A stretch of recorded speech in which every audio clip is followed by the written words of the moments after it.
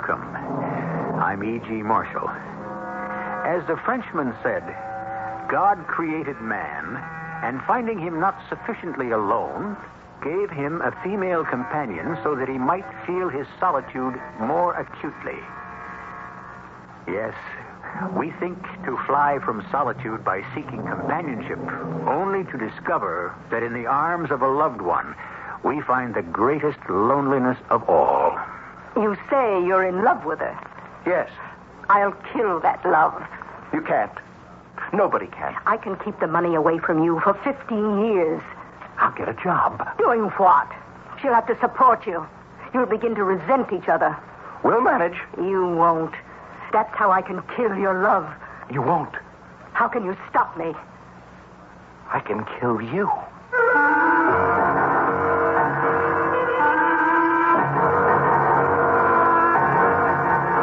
Our mystery drama, Kill Now, Pay Later, was written especially for the Mystery Theater by Sam Dan and stars Tony Roberts and Fred Gwynne.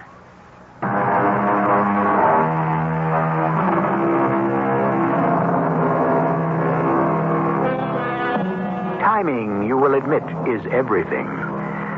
Consider the caterpillar. One day he's earthbound, a dull, drab, fuzzy worm.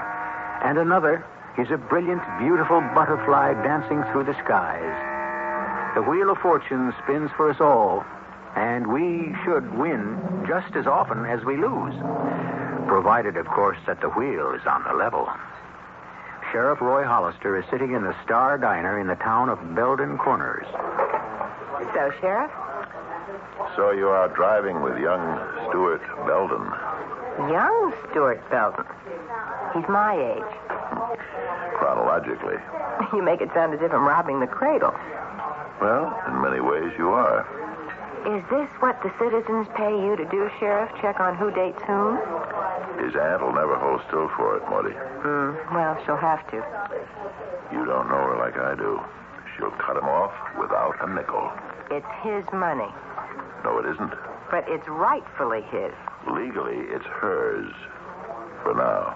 I happen to know for a fact she won't give him a dime if he marries you.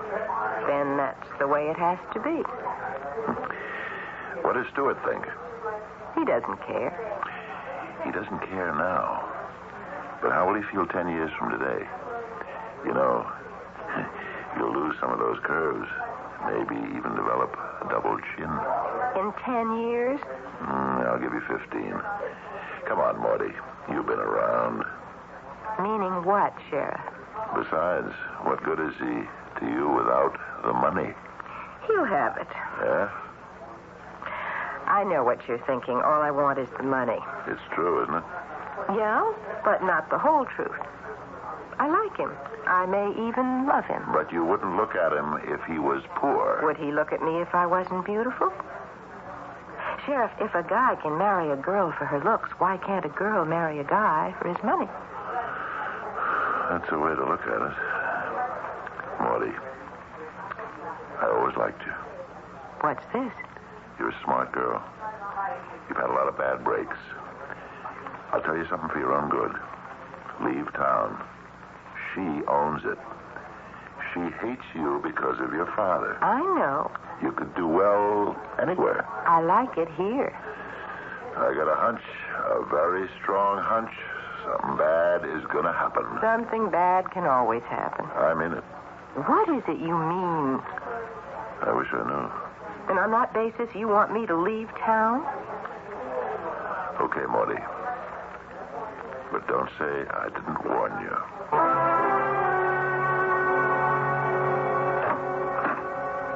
Yes, Stuart. Good morning, Aunt Melisande. Oh, there's not much left of it, but I suppose you just got up. Yes, ma'am. Well, as long as you're here, you might just as well help me. Now sit down and start opening the mail. You should learn about all the investments and the real estate. It'll all be yours one day. Aunt Melisande. What is it? Nothing. Well, get to work on these letters. Separate the statements from the checks. Here. How do you like my new letter opener? Actually, it isn't new. I found it up in the attic. It's your grandfather's Bowie knife.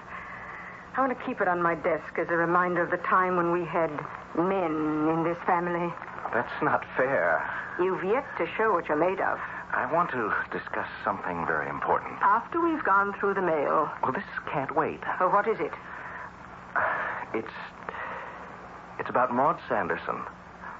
I want to marry her. I won't allow it. But Aunt Melisande... I said I won't allow it. And that ends all discussion. Doesn't it?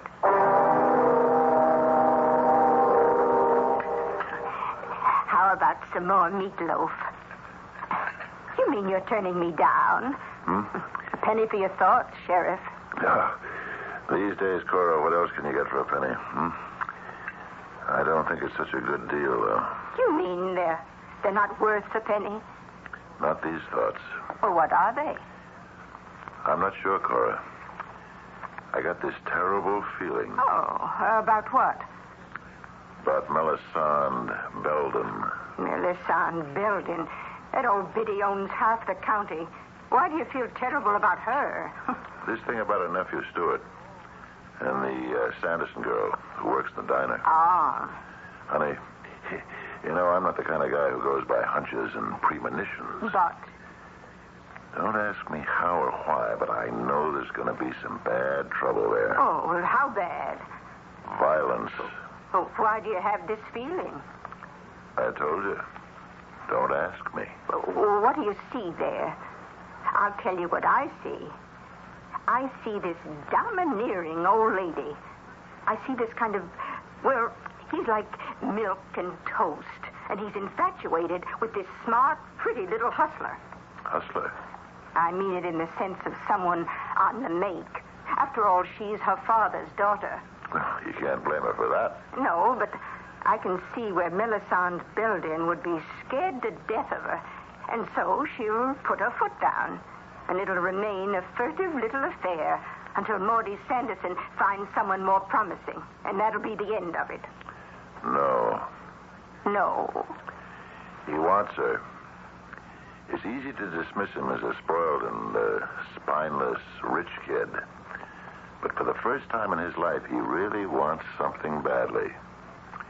He's caught between two women.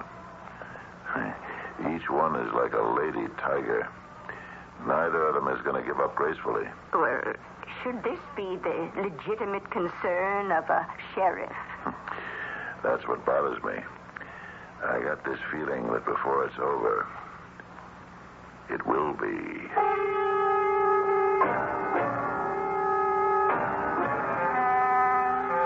You want me to help you close up, Molly? Joe took care of everything. Stuart, all I have to do is lock the door. Great. Let's go. Where? Well, there's a terrific picture playing over in New City. Or we could just, drive around. You didn't answer my question. You and me, Stuart. Where are we going? We're going to get married. Are we? Oh, don't tell me you've gone and changed your mind. Did you talk to your aunt? Well, did you? No. You said you would definitely do it this morning. I know. I can't. Why not? She won't let me. She simply refuses to talk about it. Stuart, what's going to happen? Well, she can't live forever. Oh, yes, she can. No. What you are saying is, let's go on the way we are, Just for a little while. What's a little while? A little while can become a year, 5 years, 10. And we'll be up there in our 30s, getting old and getting sour. And this frosty old lady hangs on and on. When do I have children? When I'm 40? Just because you don't have the guts to talk to your aunt? Okay. I'll talk to her. When? At the right time. No. You'll never talk to her. I will. Then do it now. Right now. But Did you hear what I said? Right now. Talk to your aunt. Talk to your aunt. Talk to your aunt. That's all you know how to say. Talk to your aunt. Quit bugging me, will you? Excuse me. I'll never bug you about anything again. Now, would you mind leaving, sir? The place is closing for the night. Morty, I didn't... The place is closed. Morty, I didn't mean it. Get out of here. Go ahead, run home to your auntie. Maybe she'll give you a lollipop. I don't know what got into me. Joe is still in the back. Will you leave, or should I have him throw you out? Please, Morty. And I never want to see you again.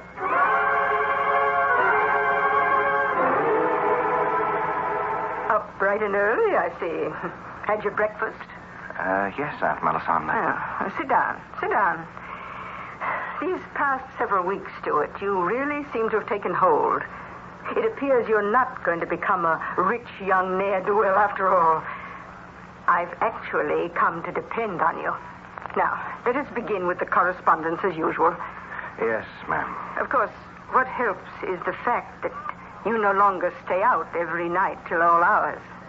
Do you agree? Yes. And don't you feel the better for it? Confess now. Yes. Good. Now start opening the mail. You've become quite deft at it. Stuart, it's time you thought about marriage. The oldest Drake girl, Helena. Why do you want me to marry Helena Drake? Oh, for the best of all reasons. You'll have money. She'll have money. Between you, it will be a most impressive fortune. I think I should have the right to choose my own... No, you shouldn't. Why not? Because I am more qualified to choose a sensible, responsible mate. And now that your affair with the Sanderson girl is over... You have no right to call it an affair. How else can I characterize what had existed between you? What other type of relationship is your Miss Sanderson capable of? Maud Sanderson is a wonderful girl. If only you would talk with her. But I won't. And that's the end of... Stuart, what's on the envelope? It's blood. What did you do? Look at your finger. Oh. Oh, you cut it with the letter opener. I'm sorry. I got it all over the checks. Poetic justice. Most people accuse me of collecting blood money. Go get a Band-Aid. And in the future, keep your mind on the business at hand.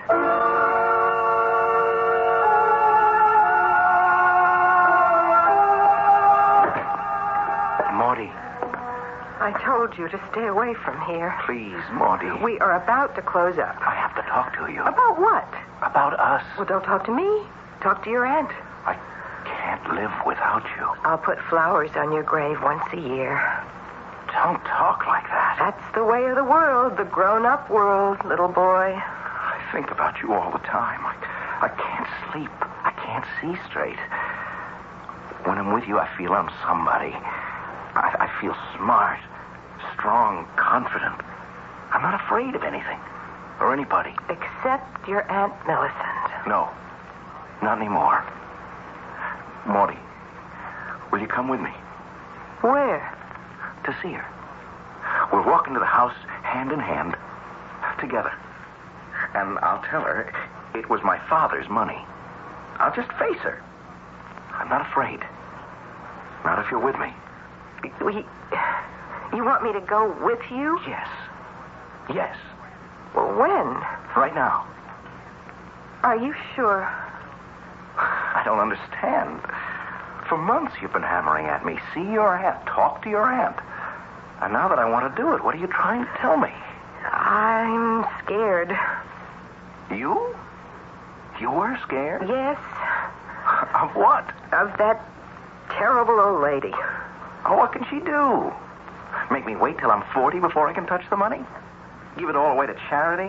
Lose it on the stock market? I'm not afraid of what she can do. I'm just scared of what she might make us do.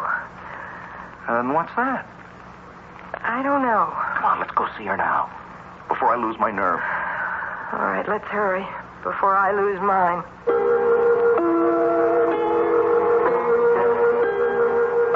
It's a situation fraught with unknown dangers. Is it possible for peril to somehow make its presence felt in the air? Is there an aura to violence that seems to illuminate the existence of the very deed itself? We shall try to light up some of these dark corners very shortly in Act 2.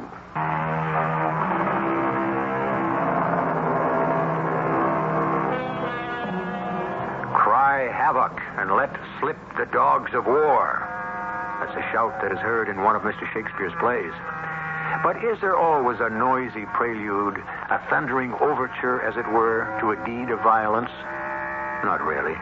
The greatest crimes may be committed without warning, and with hardly a sigh to break the silence.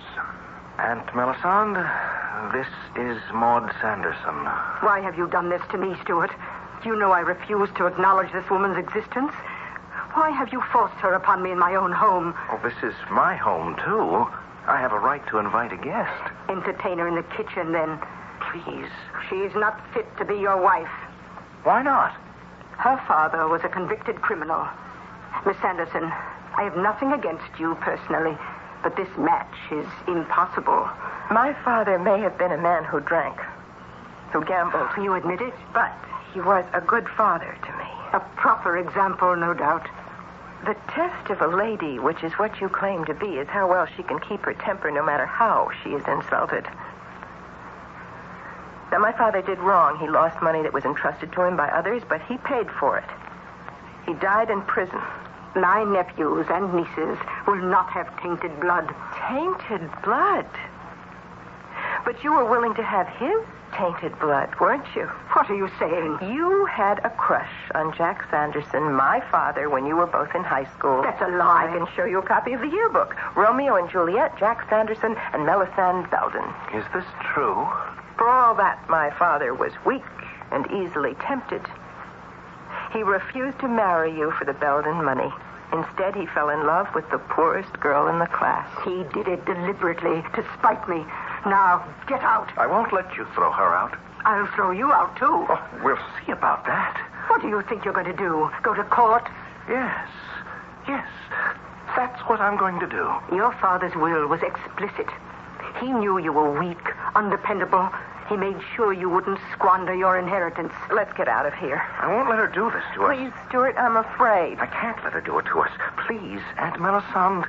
This love I have for Maudie, it's the one thing that sustains me. I have to have it. Don't kill it, please. Stuart, don't beg. Don't plead with this dreadful woman. Let's just get out of here. Give us your blessing, Aunt Melisande. My blessing? Are you mad? Yes. Stuart. Don't kill our love. Don't. Stuart, what are you doing? I'll kill you first. No. Aunt Melisande. Put down that knife. That was his grandfather's. He's not man enough to use it. I'll show you who's a man. Don't, Stuart! No! Oh, Stuart. Stuart. What did you do? I killed her. I killed her with this. You better call the sheriff. Why? Why did she make me kill her? Don't you see? To kill our love, she wanted you to go to jail, and that would be the end of you and me. Yeah, that's what's going to happen. You can't beat her. Oh, yes, we can. Let's get out of here. Where can we go? To my place. Yes, but the sheriff will find us there. He has no reason to look for us. But I killed her. Who says so? Who knows we're here? Who knows we came? Now, quickly, break a pane of glass in the French doors leading to the patio. Maud. Now, the sheriff will think that's how a burglar broke in. Burglar? Yes, a burglar did it. He made his way in here. He tried to force your aunt to tell him where her cash was hidden, and he killed her. We'll make sure both the front and the back doors are locked. I don't know. We have to do it, Stuart. Otherwise, you'll have killed her. For nothing.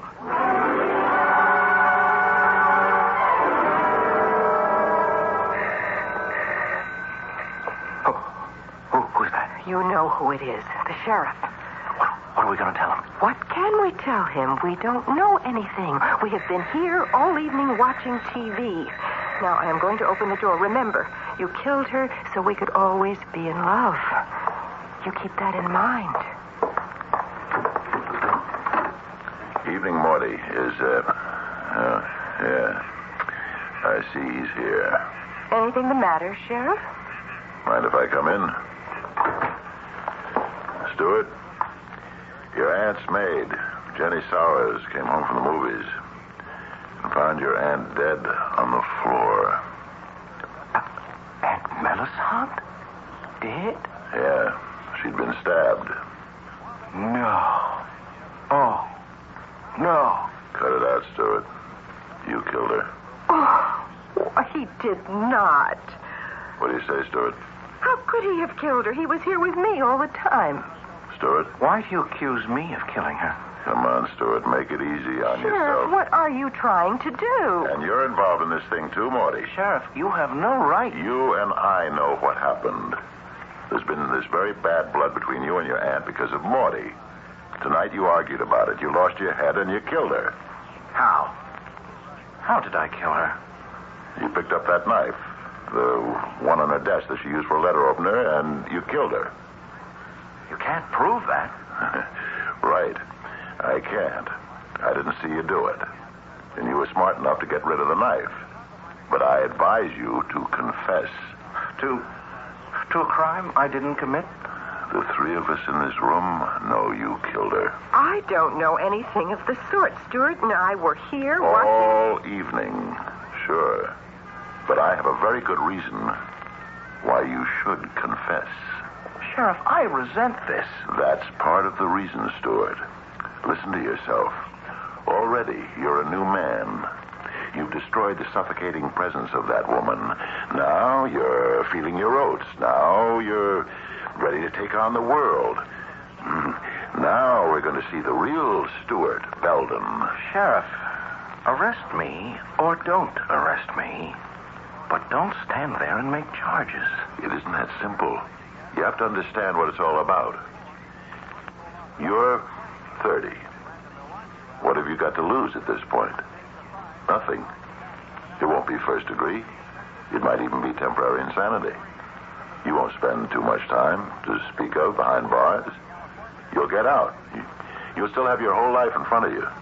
Your career won't be ruined because so far you don't have one. You can move away, begin all over again, while you're still young and strong. Sheriff, I have no intention of confessing to a crime I didn't commit. Stuart, you've got a fortune behind you. You're free to do as you please for the first time in your life. You've got a woman to push you instead of one who was holding you back. You can go places. Rod Hollister, you may be the sheriff, but I think you're crazy. It'll come out, Stuart. It has to. Murder always does. What if it comes out 10 years from now? Look at what you stand to lose then. I did not kill my aunt. You're going to be a man of importance. Settle for your punishment now. Now, when it's cheap. When you can afford it. The two of you.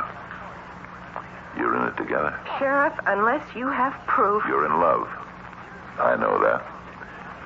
But supposing it doesn't last. Can you trust her, Stuart? Sheriff, I have to ask you to leave my house. Can you trust him to let you live with the knowledge? The two of you. You're betting your lives on being in love forever. It has to be forever.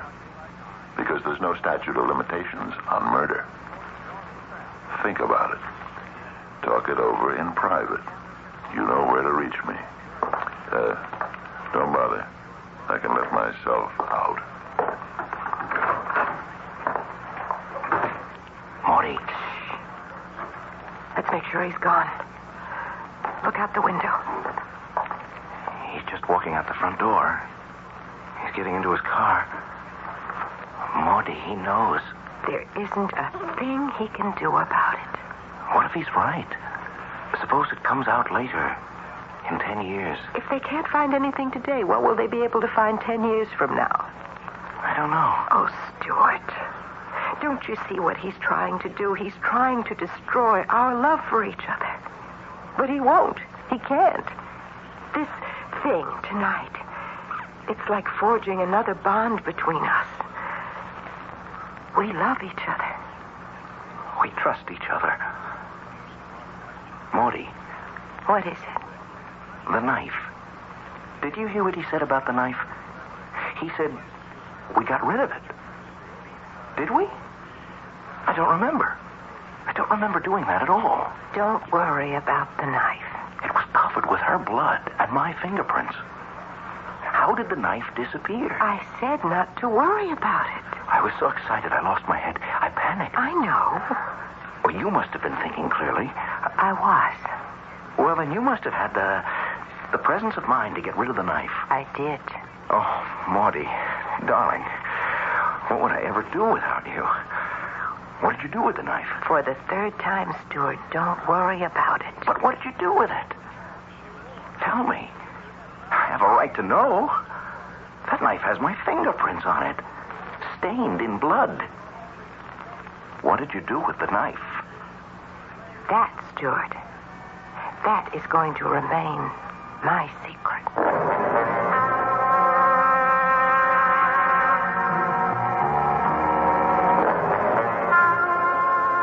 Secrets? Already? Is this a way to commence a life of connubial bliss? I don't know. There are those people who insist that everything between lovers must be out in the open, while others contend that what a man or a woman doesn't know isn't going to hurt him or her. How this arrangement works out will be the business of Act 3.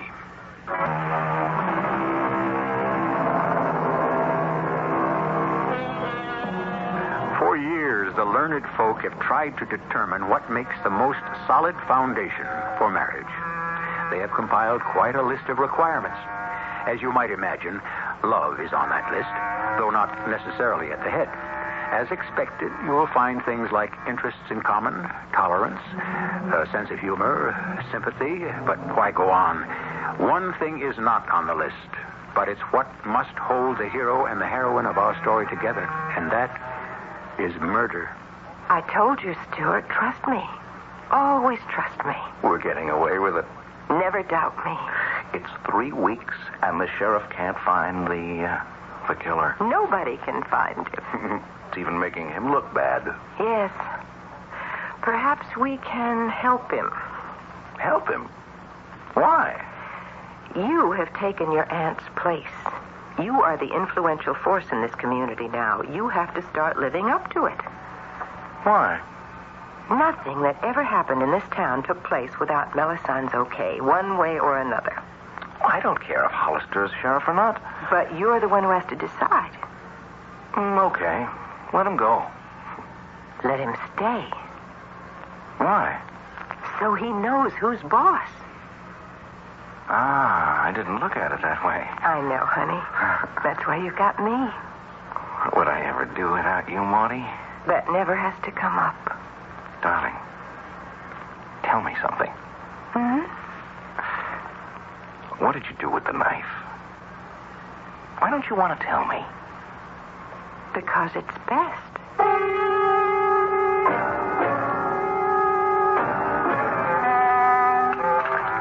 Another cup of coffee, Sheriff? Where's this morning's paper, Cora? Oh, I think he forgot to leave it. I know that kid. He never forgets. Well, you don't want to see it. It'll spoil your appetite. You've been after me to go on a diet. Yes, the editorial. We hardly have one murder in a decade, and when we do, our sheriff is completely stymied. Yeah, that's what he's been saying for weeks. Elections coming up. Oh, you're not scared, are you? It's tough to run on the heels of an unsuccessful murder investigation. I'll get it. Good morning, Sheriff. Stuart, come in. Good morning, Mrs. Hollister. Pour you a cup of coffee? No, thanks. I just stopped in for a minute. Sheriff, I've always been an admirer of yours. Yes? I don't think you're getting a fair deal in the media around here. You don't? I think you're the best qualified person for the job. And I should let it be known that I intend to support you for re-election. Well, I thought you'd like to be aware of it.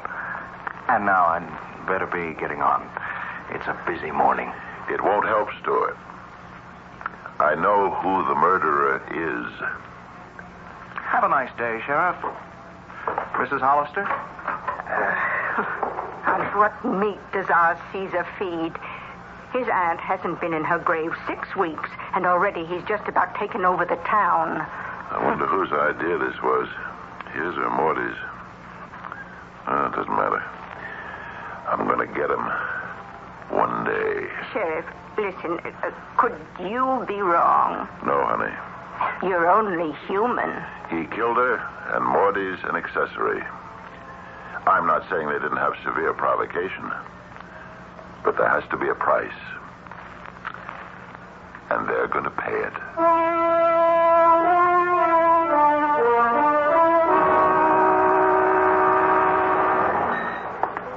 Hello, Sheriff. Well, good afternoon, Morty. It's been a long time. Mm-hmm. May I buy you a cup of coffee? You know, Morty, in all the years I've been dropping into Joe's Diner, this is the first time I've ever seen you on this side of the counter. I like to drop in every once in a while, say hello to old friends. How's your little girl? Oh, Stuart says she looks just like me. She's lucky. I don't think so. I think she looks like her late great aunt. It's starting to get expensive now, isn't it, Morty? What are you talking about? It would have been cheaper had you and Stuart decided to pay the price 3 years ago. Oh, you gave us 10 years, remember? Every year the price will get higher. Meanwhile, let me buy you that cup of coffee. You think I'm bluffing, don't you? Incidentally, do you have any insurance? Life insurance? Oh, plenty. I mean, Stuart insurance. You were the only exciting girl he ever knew. Now he's spreading his wings.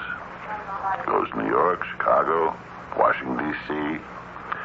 Lots of exciting women there. It's not going to work. Whatever it is you're trying to do, it's not going to work. Or maybe he's tired of exciting women. Maybe he'd like a change of pace. I'll still buy you that cup of coffee, Sheriff.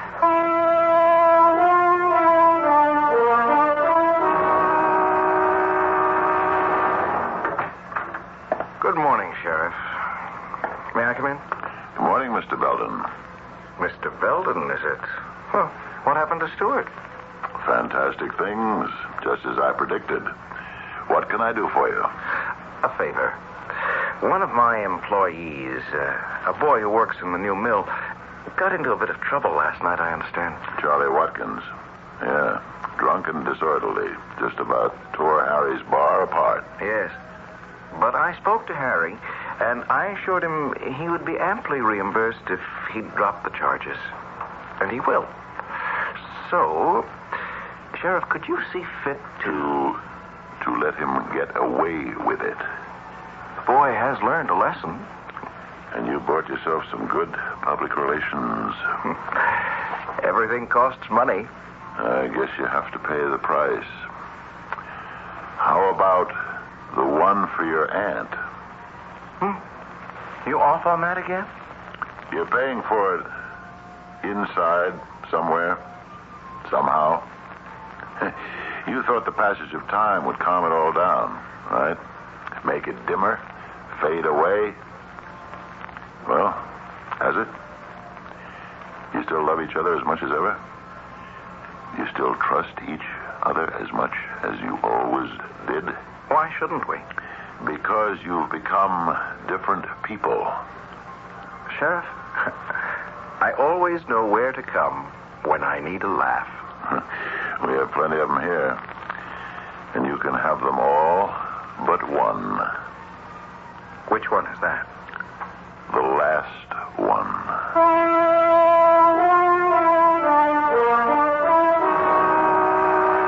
How did the meeting go last night? Did you decide whom to support for the state senate seat?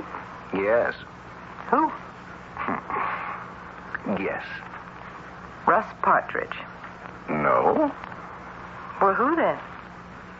Me. You? It makes a great deal of sense.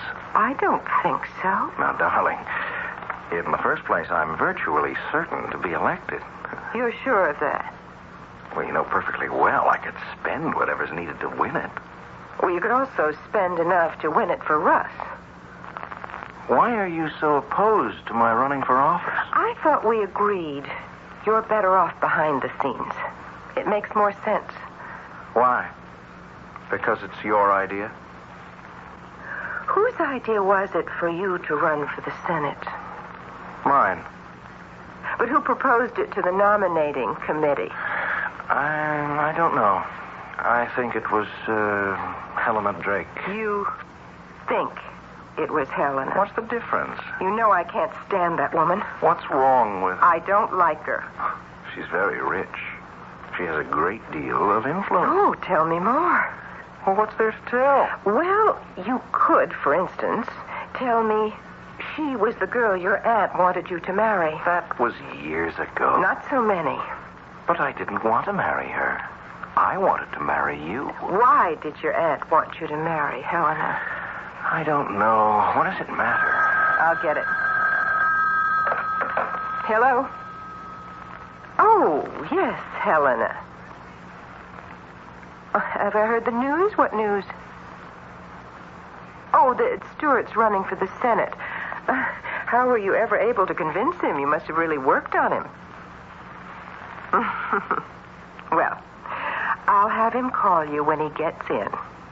Goodbye, Helena. Dear? What do you mean, when he gets in? Why didn't you let me talk to her? Because I want to talk to you. Look, you're blowing this whole business out of proportion. Am I?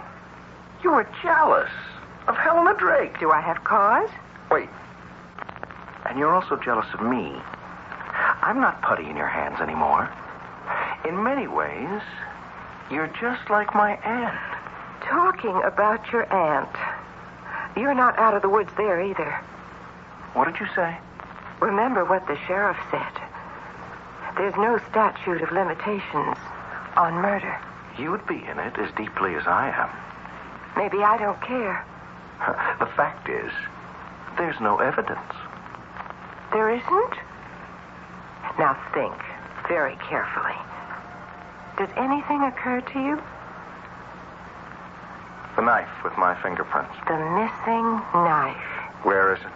Now, you are going to call the chairperson of the nominating committee, Miss Helena Drake, and say to her, you've reconsidered and you do not choose to run. Darling, we can't afford to fight, even to argue. We have to stick together. We just have to. I know we have to.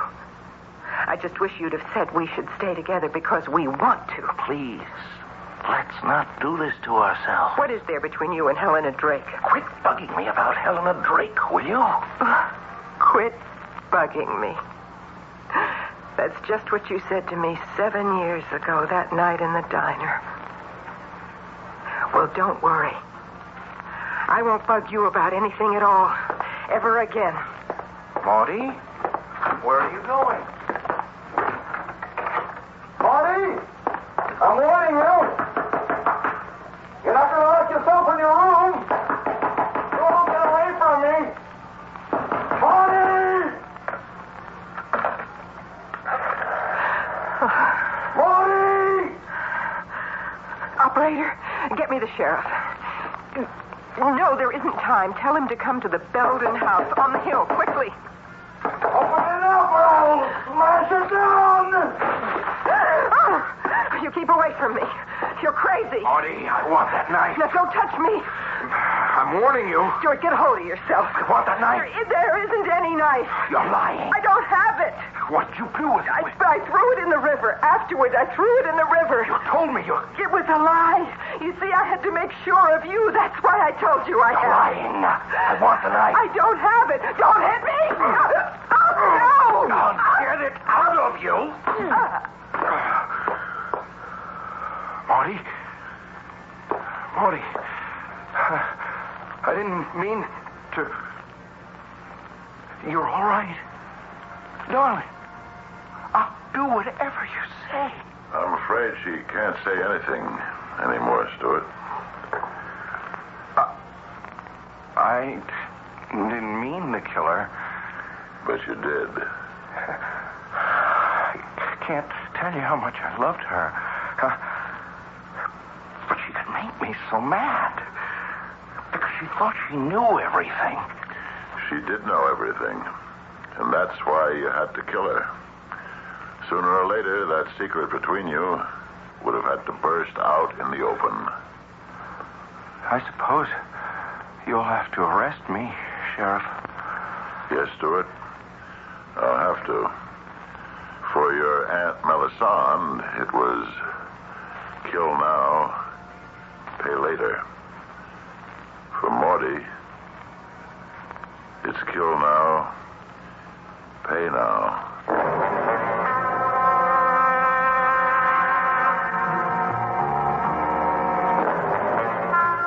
It would have been a better deal for both of them had they accepted the sheriff's offer back at the very beginning. But some crimes become much more expensive as they grow older. And the longer you wait, the more you can lose. But you won't lose anything at all if you stay here for a few minutes until I return. She believed sincerely that she could make a man of him. And she did. And then she discovered that she didn't at all like what she had created. But by that time, it was too late, much too late. And what is the moral of our story? All of you ladies and gentlemen who are in the process of choosing your mates, never try to change what you see into what you like. People who transform pussycats into tigers may wind up not as dinner companions, but as dinners.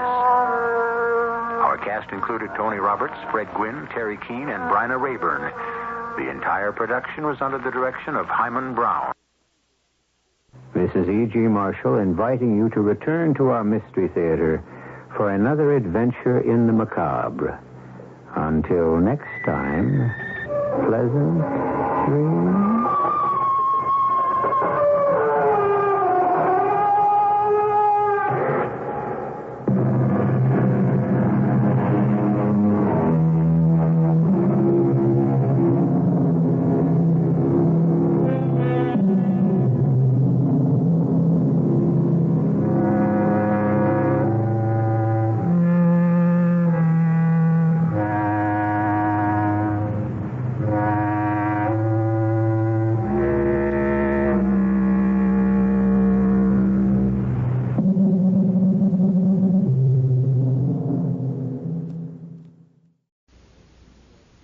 The CBS Radio Mystery Theater presents...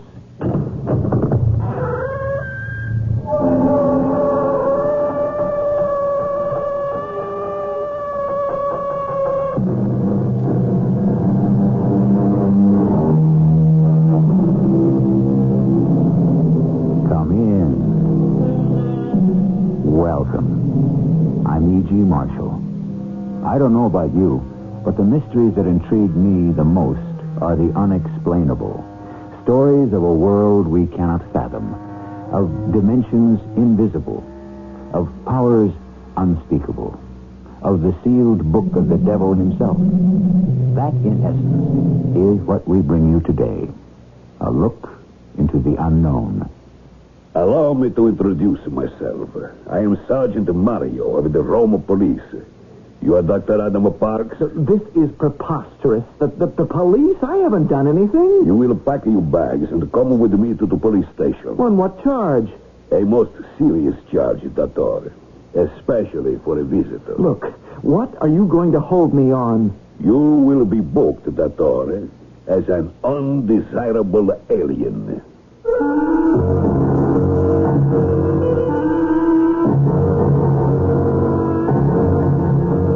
Our mystery drama, The Other Soul, was written especially for the Mystery Theater by Gerald Keane and stars Russell Horton and Mandel Kramer.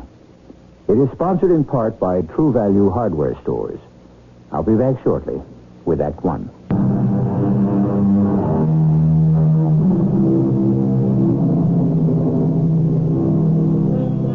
What most of us don't realize is that the past and the present are one. That time, as we know it, hours, days, weeks, years, are man-made divisions. And nowhere in the world is one more reminded of the long passage of man than in the Roman catacombs. 50 years after Christ, the first Christians were buried in those subterranean cemeteries. But even today... Well, I'm getting ahead of my story. Let Dr. Lawrence Kane tell it, for he knows it well. I'm generally called Larry, even by my patients. None of that Dr. King stuff for me. I have a partnership with Adam Parks, and when this year's medical conference was to be held in Rome, one of us had to stay behind and take care of the practice. So, Adam went. The last postcard I received from him said, "Today I'm going to visit the catacombs." Let us all please stay together in these catacombs. I don't want to lose anybody. Follow me a destra to the right.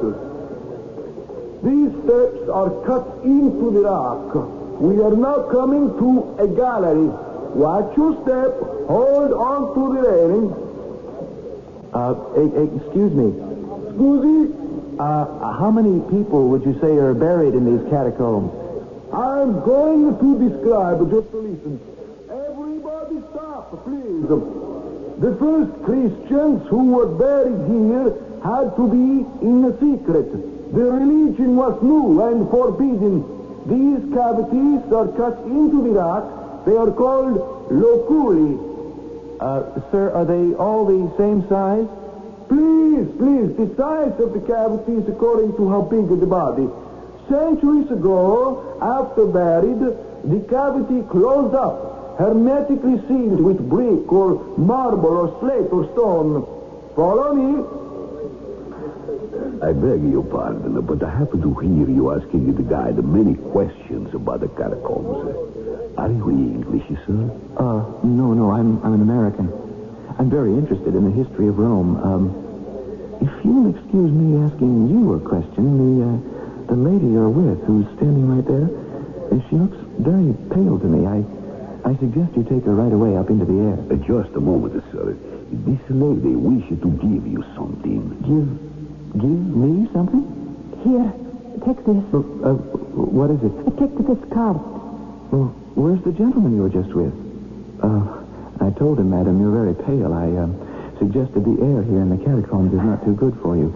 You see, I'm a doctor. I can see you're being affected by this stale underground air. Please.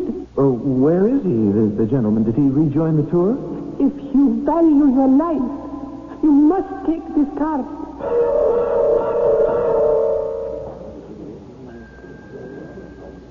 Oh, yes, sir. Can I help you? Yes, I'm Dr. Adam Parks. I'm with the Doctors Convention. Oh, yes, doctor. What can I do for you? Look, someone gave me this card, and I can't read what it says. You cannot read it? Well, I was in the catacombs this morning, and a lady gave me this card. You see, I don't speak Italian, so I thought if you wouldn't mind, perhaps you could just tell me. Oh, of course. Give it to me. Oh, it's very fancy. Written in red ink.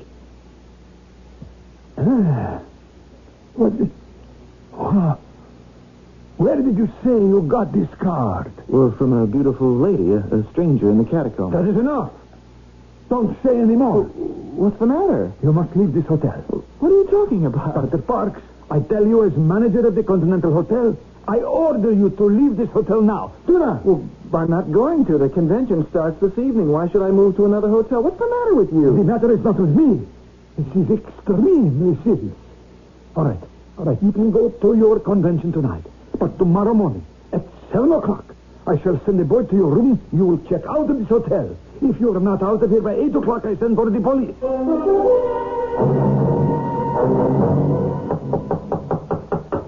Who is it? The manager, Dr. Park. Are you ready to leave? What time is it? It is 7 o'clock sharp. Are you ready to leave? Hey, look, what is all this nonsense? I see you are not packed yet. Allow me to introduce Sergeant Mario of the Rome Police. He may be able to persuade you. I leave you, gentlemen. Dr. Adam Parks, sit down, please. This is preposterous. I haven't done anything. What is the matter with that man? May I see the card which you showed him? Well, certainly. Here. Well? Sergeant Mario, would you mind telling me what is written on there? I'm afraid I cannot. You cannot? You can't read it? I thought you were Italian. I was born in Rome, but this is written in Latin. And I don't speak Latin. You will get dressed, pack your bag, and I shall take you to the police station. The police? Oh, on what charge? Dr. Parks, you will be booked as an undesirable alien.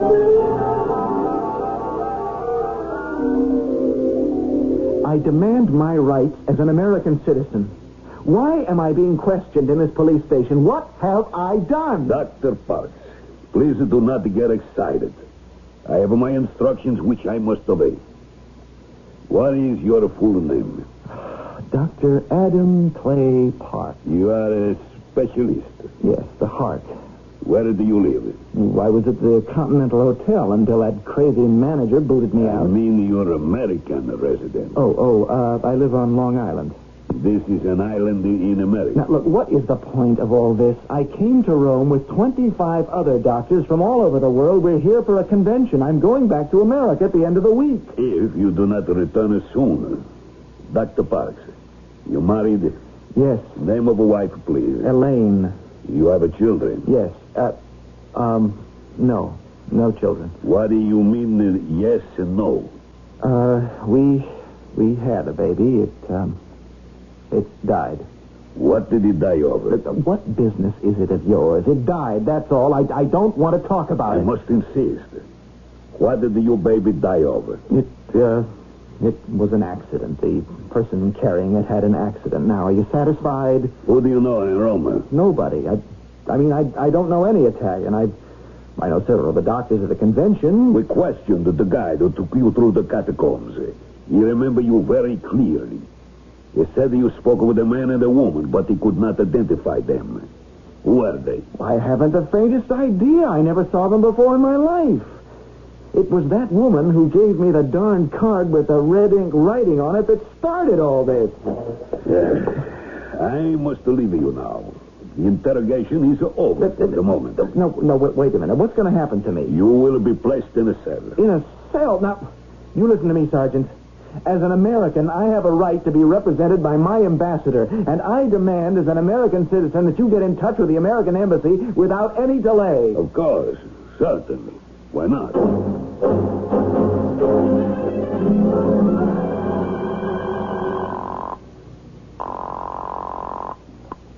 Hello? Elaine?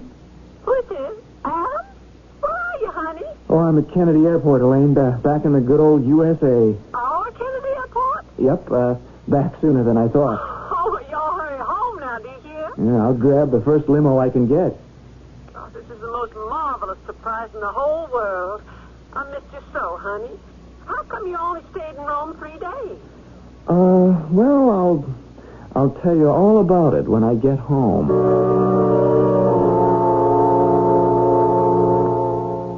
Now I've got you all to myself until Monday. I hope you're not planning to go to the office right away. Well, to tell you the truth, Elaine, I just want to stay home for a while and think things over. Well, that's the idea, honey. After all, Larry was going to cover for you with your patients while you were away. So, we don't tell him you're back. Oh, boy, that smells good. Oh, Adam, this is so nice having you all to myself. What? Well, here we are, just you and me at home, having a little old tete-a-tete dinner by candlelight prepared by my own hands, just like when we were first married. Remember? Adam? Well, what are you thinking? Elaine, I've got to tell you something. The reason I'm home so soon is I was kicked out. Out of the medical profession? No, darling, out of the country, out of Italy. Oh, but why? What did you do? Well, it's a mystery to me. I don't know if I'll ever find out. Someone handed me a card. I couldn't read it, and when I asked the hotel manager what it said, he looked at it and ordered me out of the hotel.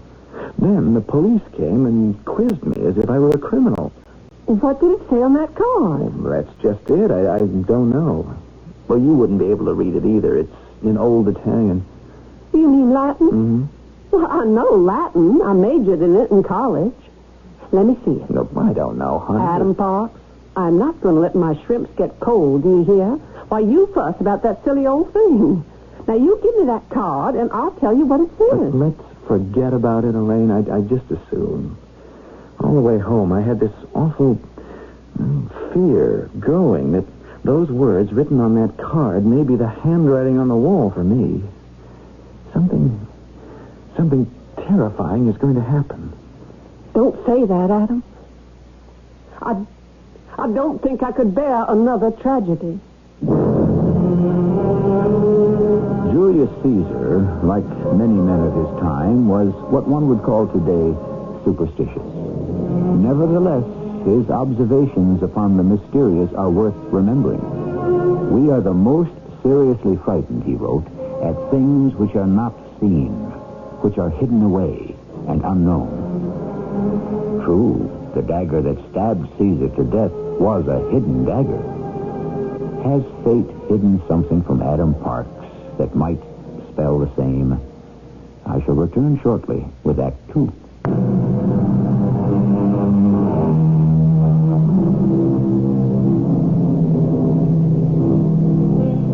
How is it possible for a man in a foreign land to be given a piece of paper with writing on it that already has begun to change his life? And who is the beautiful woman in Rome who insisted he take it? And why is it that no one yet will tell Adam Parks what the words say? He looks across the table at his wife. Does he dare show her the card? Elaine, can't we just forget the darn card for now? No, Adam. Now, if something's wrong, that wrong, I want to share it with you. But give it to me. All right. Here. Well.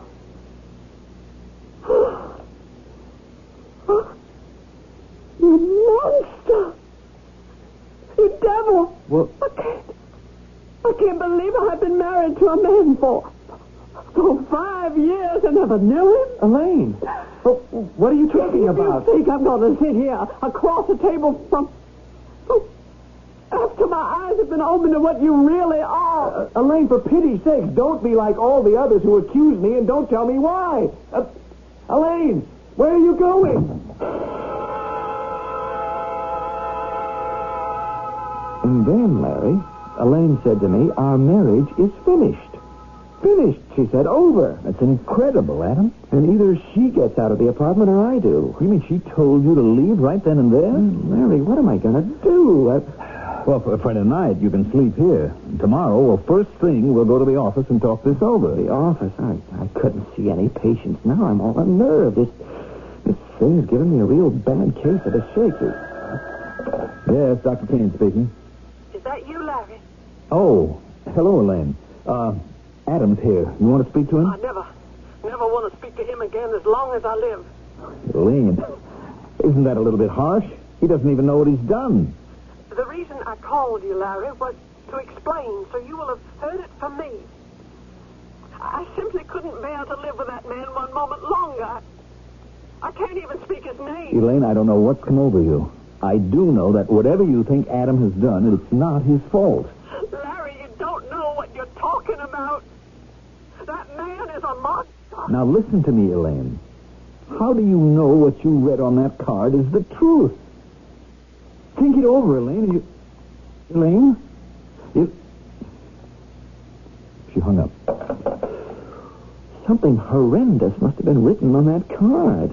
Can I see it? You won't understand it any more than I do. It's in Latin, written in longhand, in red ink. Well, I know some Latin. What I don't know, I can look up in the dictionary. It's crazy. Just crazy. I almost don't want to know. Well, you can trust me. We've known each other long enough.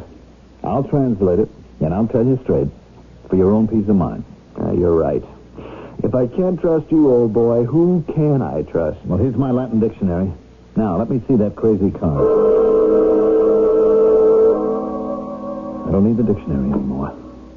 Well, you know already. You haven't been at it 10 minutes. It didn't take me any time at all. Well, does it make sense? Adam, I wish more than anything in the world that I hadn't seen that card and what it tells me. You have brought me the worst news one man could bring another. What are you saying? The betrayal of a friendship. That's what I'm saying. Larry, you've got to tell me what? What? Why? So it was you. It's hard to believe. All these years since then, practicing medicine together, sharing an office. And all the time it was you. I said you could spend the night here, and I'll have to let you. But tomorrow, Adam, take yourself somewhere else. I am not sharing my practice with you. I am going out of my mind. This can't be happening to me. It can't be. Larry, tell me why. Not now. I couldn't find the words. It's too late. Too much water has passed under the bridge. All I know is I don't want to see you, Adam, ever again.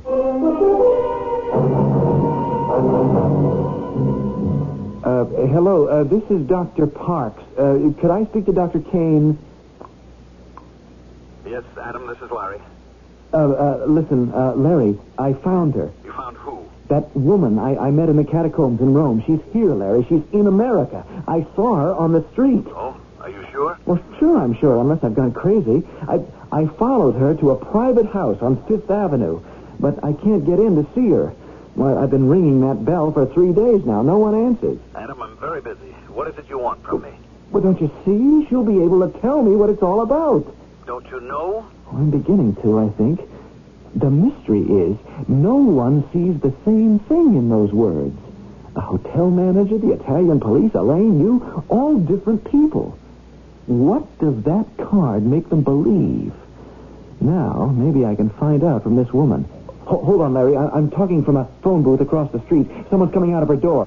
It's the man she was in the catacombs with. I've got to talk to him. I'll call you back. Excuse me. Do you remember me? Yes, I do. You do? Oh, that's fine. In the catacombs? Yes, I remember you very well. You remember the lady that you were with? She was very pale.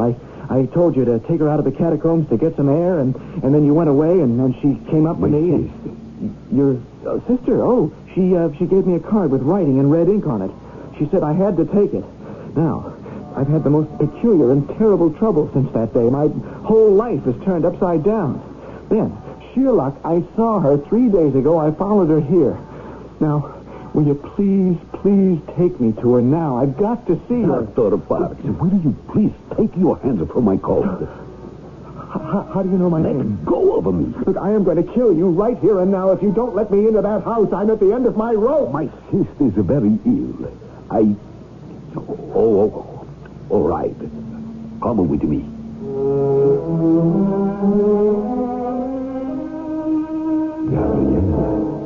Gabrielle, I found him. You search for man? Yes, he's here.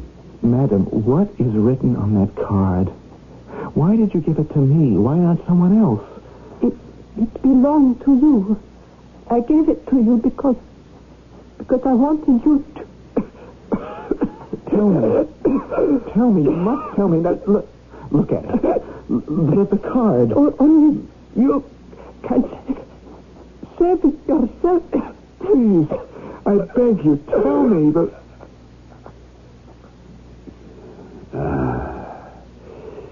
She is no more. The card. The words are gone. What was written is gone. What am I to do now?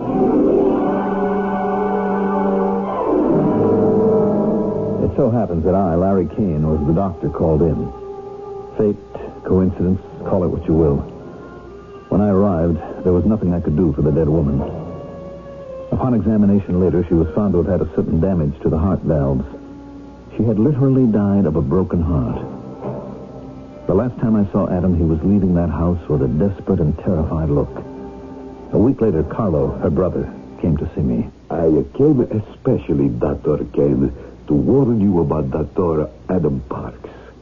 I know you know him. I saw a look pass between you. That's the irony of it all. That Dr. Parks should be outside your door for 3 days. Dr. Parks is a heart specialist. Had he been admitted to your house even 1 day earlier, who knows but that your sister might be alive today. How well did you know him? Too well, and too briefly. Did you know about that extraordinary card he says was given to him by your sister in Rome?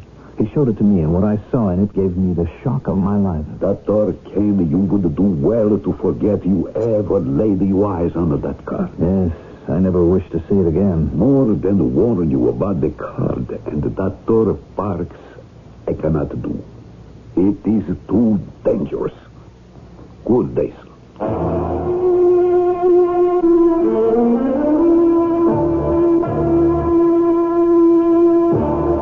years have gone by.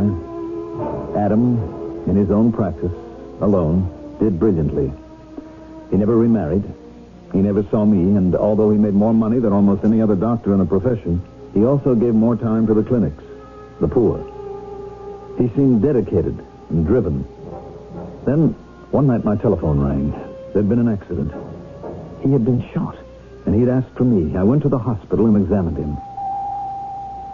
Are you Dr. Kane? Yes, I am. What happened, officer? Tell me, how was he shot? We shot him. What? You, the police? Well, according to witnesses, at 11 p.m. tonight, a woman came out of a doorway and a man leaped upon her to strangle her. We were cruising nearby, heard her cries, got out of the squad car and pursued the accused. He escaped down a dark alley. We lost him, and then we saw him run across the street. My partner and I called to the perpetrator to halt or we fire. He refused to stop, and we fired. You shot the wrong man. Dr. Parks is one of the great doctors of the country. He'd never strangle anybody. Do you think he'll pull through? I can tell you this. There isn't one single doctor in the entire profession who won't do everything possible to see that Adam Parks recovers.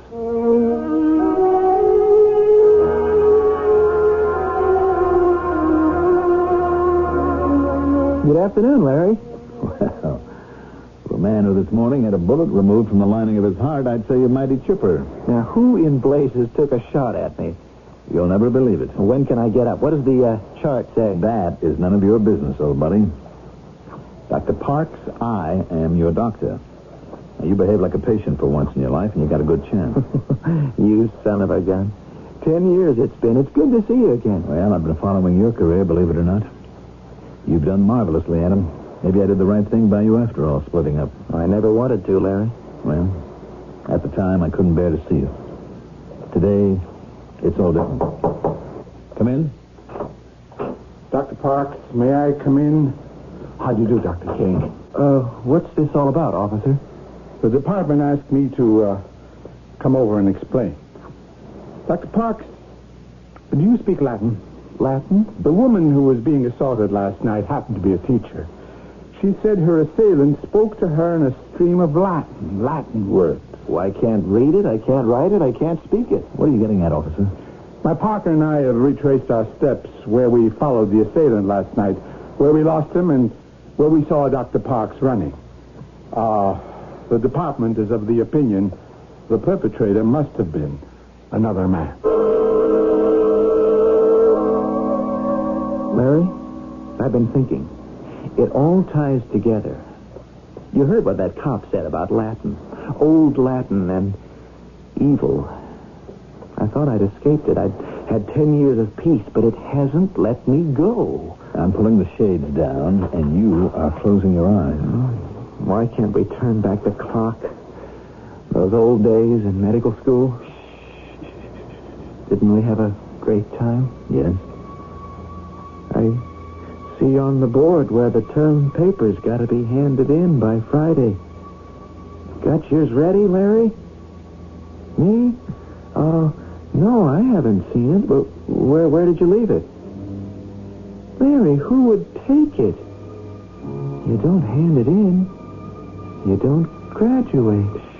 Adam, go to sleep. Somebody stole that thesis. I always felt terrible about graduating alone. You're not being able to graduate when I did. It took you another 9 months, almost a year. Start all over again. Write a brand new paper.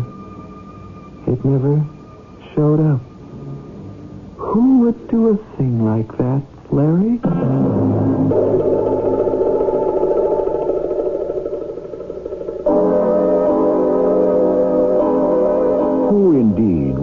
anything like that. I suspect Dr. Adam Clay Parks, in some way, is far more responsible than he remembers. It's most unlikely there's an enemy of his we haven't yet met. For by the end of Act 2 of Mystery Theater, we have met all the characters. The clues are in. Only the solution remains. For that, I'll be back shortly with Act 3. I think it is very evident there is some supermortal and unknown force at work here. Officially, the police may say they mistook the man who tried to strangle a woman on a dark street, but can we believe they were mistaken? If that man was Adam Parks, he has paid dearly. So much for my comments. Dr. Larry Kane picks up the story. The following day, I was at the hospital at 6. Adam had taken a turn for the worse. Possibility of pneumonia or a collapsed lung. We had him in intensive care, heavily sedated. Or so we thought. Gotta tell you something, Larry. Elaine's the only one who knows. Nobody else. We had a baby. Elaine's mother used to come around, play with the baby, take care of it. I was upstairs in my room, writing a paper for a medical journal. Elaine is out, buying groceries. She just got back. Her mother is lying at the bottom of the stairs with our baby in her arms. Horrible.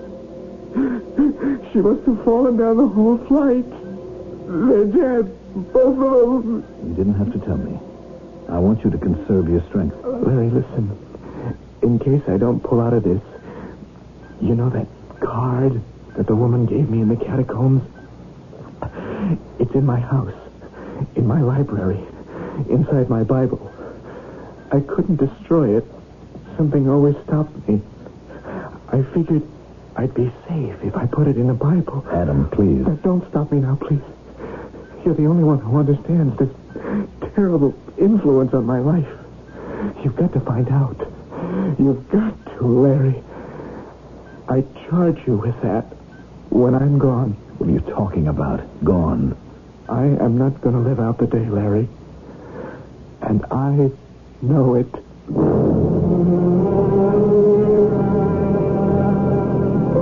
Adam was right. At 1 minute before midnight, Adam's spirit left him. I was very depressed as I let myself into his house, found the Bible and the card. I hadn't the faintest idea how I could find out anything about its malevolent influence. Hello? Dr. Kane? Dr. Lawrence Kane? Yes? I've been calling for an hour. Oh, I'm sorry. I just got home. I'm sorry to call you so late, Doctor, but I must see you. Now? Who is this? My name is Carlo Neruda. You may not remember me, but we met 10 years ago when my sister Gabriella was very ill and passed away. Oh, yes. Yes, I do remember. What is it? Dr. Adam Parks is dead, isn't he? How do you know? Who told you? No one told me, but I know. Just before midnight. And I thank the Lord for it. What are you saying? That he is better off dead? Yes, I am. I must see you immediately, Doctor. It's quite urgent. All right. You know the address? I have always known it.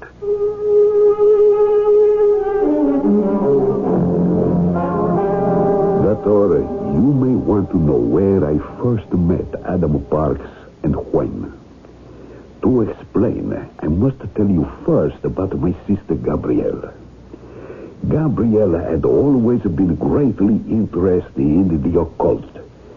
All her life she had been seeking the bridge between the unknown satanic creatures of the night and those of us here and now.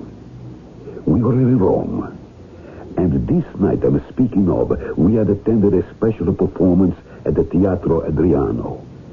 I was driving back to where we lived. Are you all right, Gabriella? You're so quiet. Carlo? Go slower.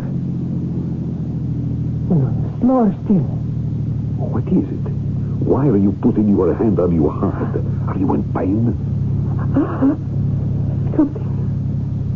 Something terrible is happening over there. Where are you pointing? Across the Tiber? Yes, we must cross the river at once. Take the first bridge. Are you sure? Do as I say. The Ponte Cavour, all right? No, turn right into the Via della Scrofa. Slow down. Here, we must stop. At the Borghese Palace? Hurry. Get out of the car. Carlo, follow me.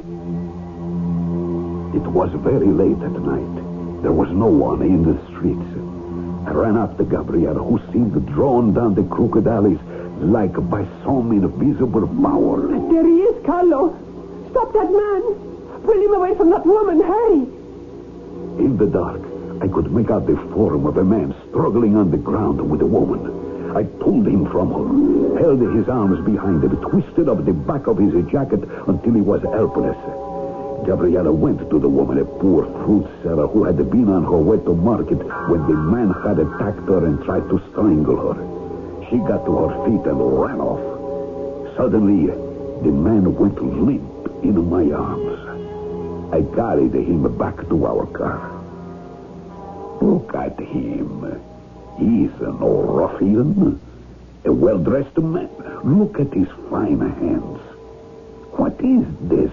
What is he? He is a Lucifer man. His soul has been infected.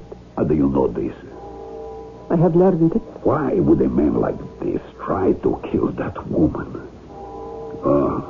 He's coming to now. I can't believe it. His face is a good face of a good man. You haven't seen his real face.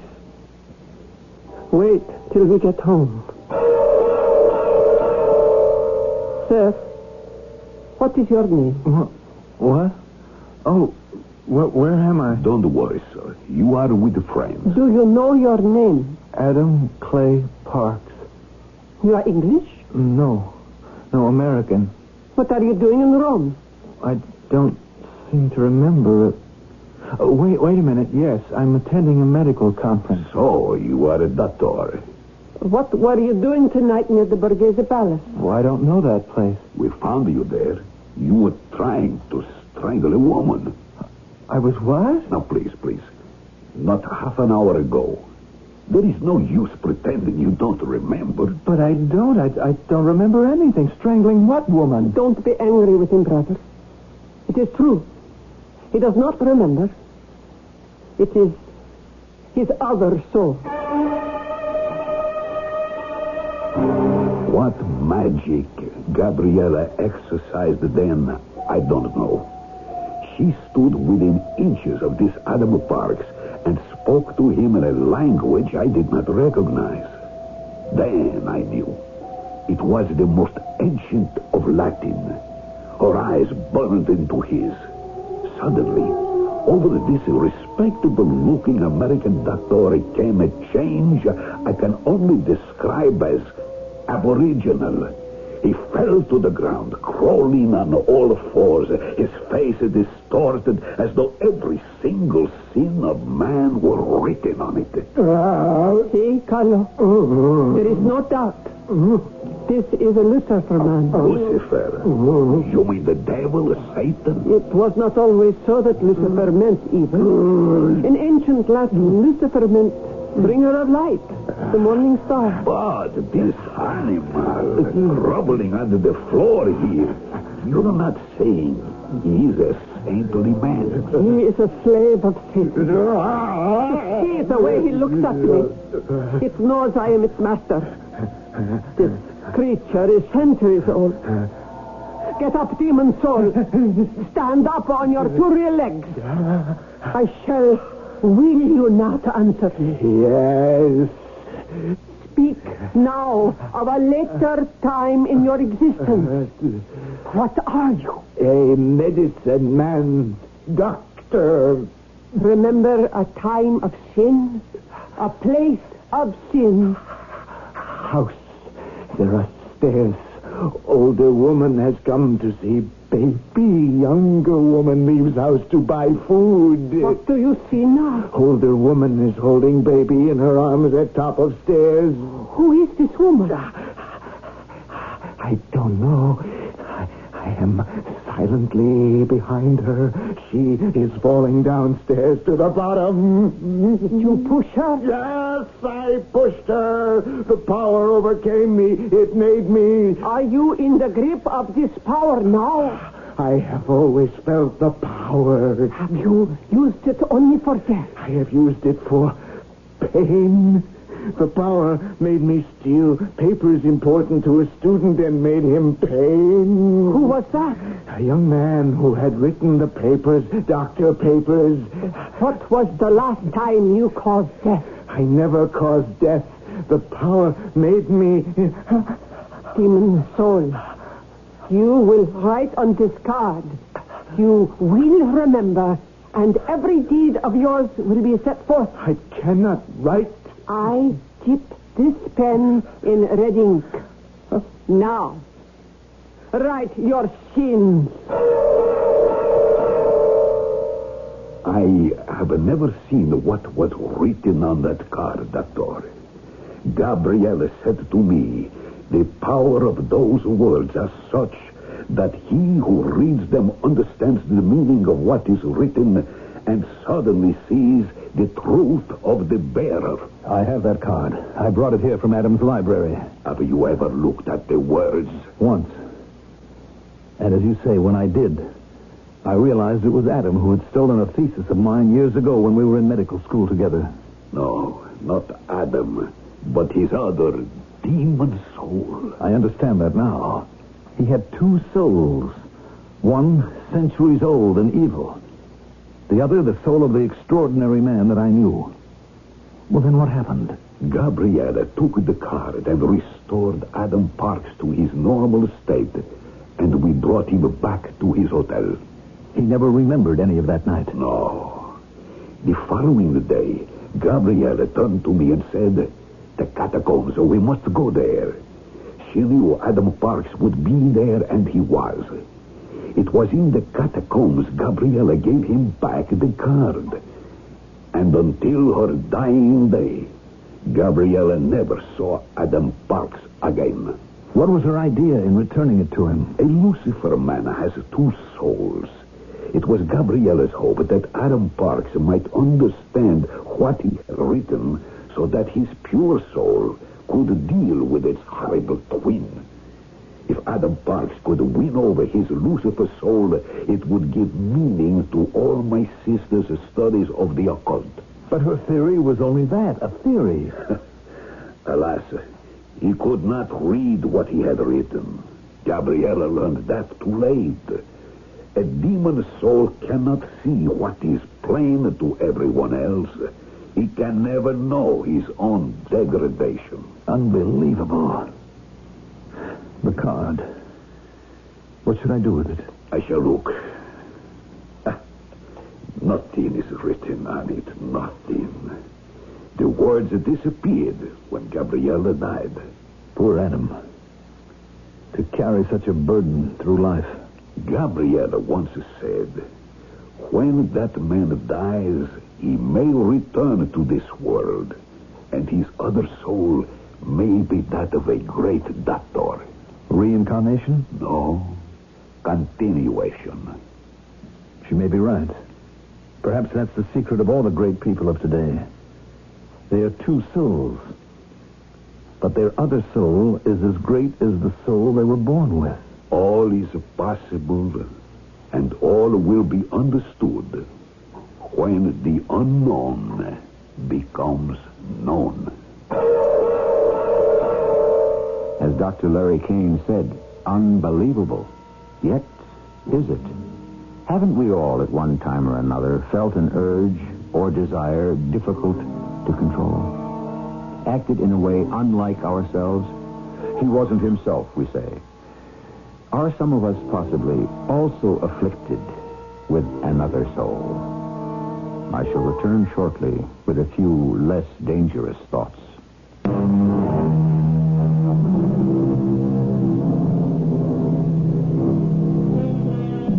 agree with me that often what we don't know makes a far better story than what we do?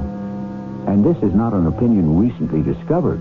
More than 2,000 years ago, the great Greek Socrates said, "The mind always fears an evil the more when it is not known." How true that is still. Yet, how tantalizing. Our cast included Russell Horton, Mandel Kramer, Ann Williams, and Jackson Beck. The entire production was under the direction of Hyman Brown. And now, a preview of our next tale. Our little mouse has jumped at the chance. We move in? For a week or two. That doesn't give us quite enough time. Oh, there will be ways to prolong our stay. The sicker she gets, the more she needs nursing. How long will it take? One can never be quite sure. The young have more resistance, and we must take care. Oh, still, I should imagine within 6 weeks. Oh, and we'll be rich again. Forever, my love. Once little Amy joins the Commodore in, if you'll excuse the pleasantry, Davy Jones' locker, you and I will be set for life. This is E.G. Marshall inviting you to return to our Mystery Theater for another adventure in the macabre. Until next time, pleasant dreams.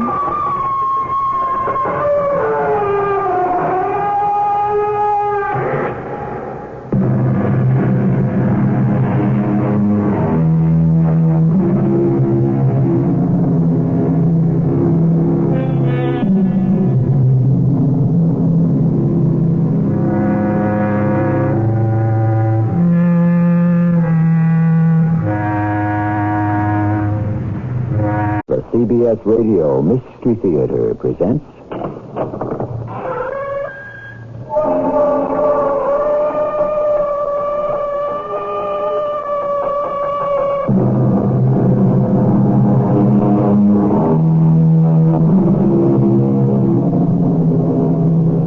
Come in.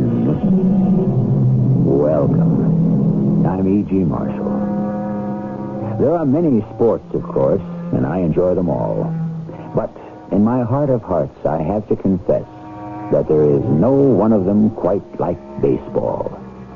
Why is that? Oh, it has to do with the fact that the clock never runs out on a baseball game. It is played till the last out. That it has a slow, stately grace and infinite complexities. But most of all, because it is the ball that controls the game. Except perhaps during a part of this one special season. He brushed him back again. I was just he wouldn't crowd that straight. I wish he'd wear an ear flap. If he gets hit a fastball. Robert! Hit him. Right to temple. Get the trainer. Have the ambulance stand by. Guess he won't get up so quick from this beaning.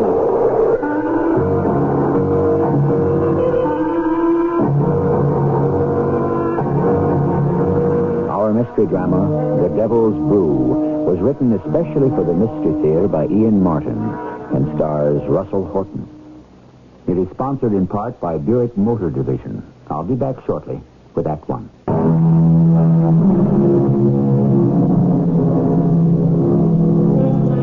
In every generation, a crop of baseball phenoms crop up.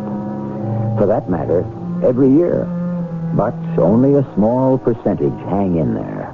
I'm talking about the real phenoms. A Babe Ruth, a Sandy Koufax, a Joe DiMaggio, a Willie Mays. But strip it down to bare facts. Pitchers against hitters. It is the hitters who can win for you every day. So in my book, they are the very special gold. This is the story of one such hitter. I've lived a long life and a good life, and I got no complaints. Baseball was good to me, and the Lord, too. And you could look it up. It's all there in the book. Now, I see a lot of players come and go.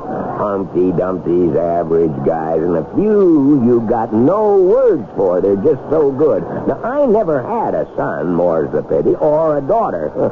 But there was Dusty. I don't know. He had some kind of fancy moniker like Dustin after the movie star. The old one, I mean. Dustin Farnham, that was. But the kid's other name was Lane, so like it always is in baseball, the nickname stuck, Dusty. I remember the first year he showed up at training camp.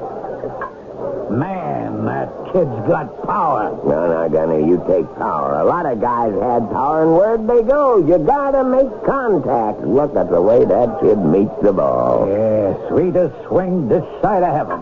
I got my eye on him in the 3I League all last season. He hits the long ball, but he don't have to. He can go with a pitch. So I tuck him away in the back of my mind. Maybe we could bring him up this season.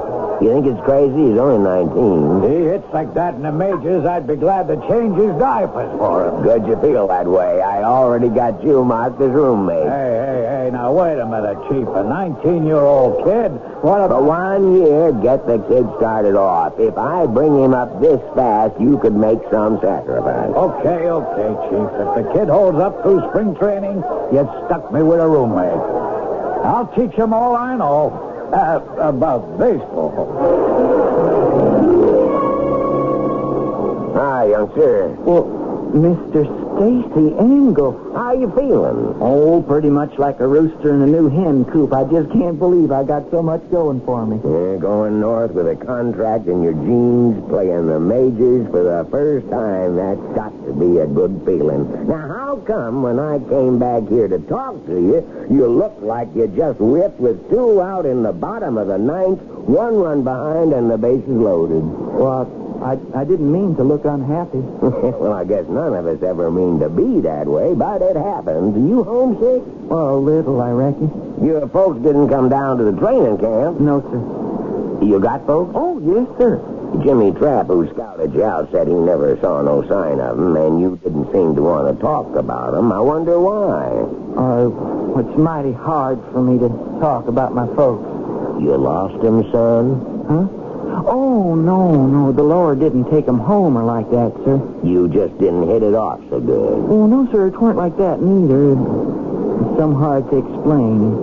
See, Dad goes on down to the mines like most folk in our town. In Tennessee? Yes, sir.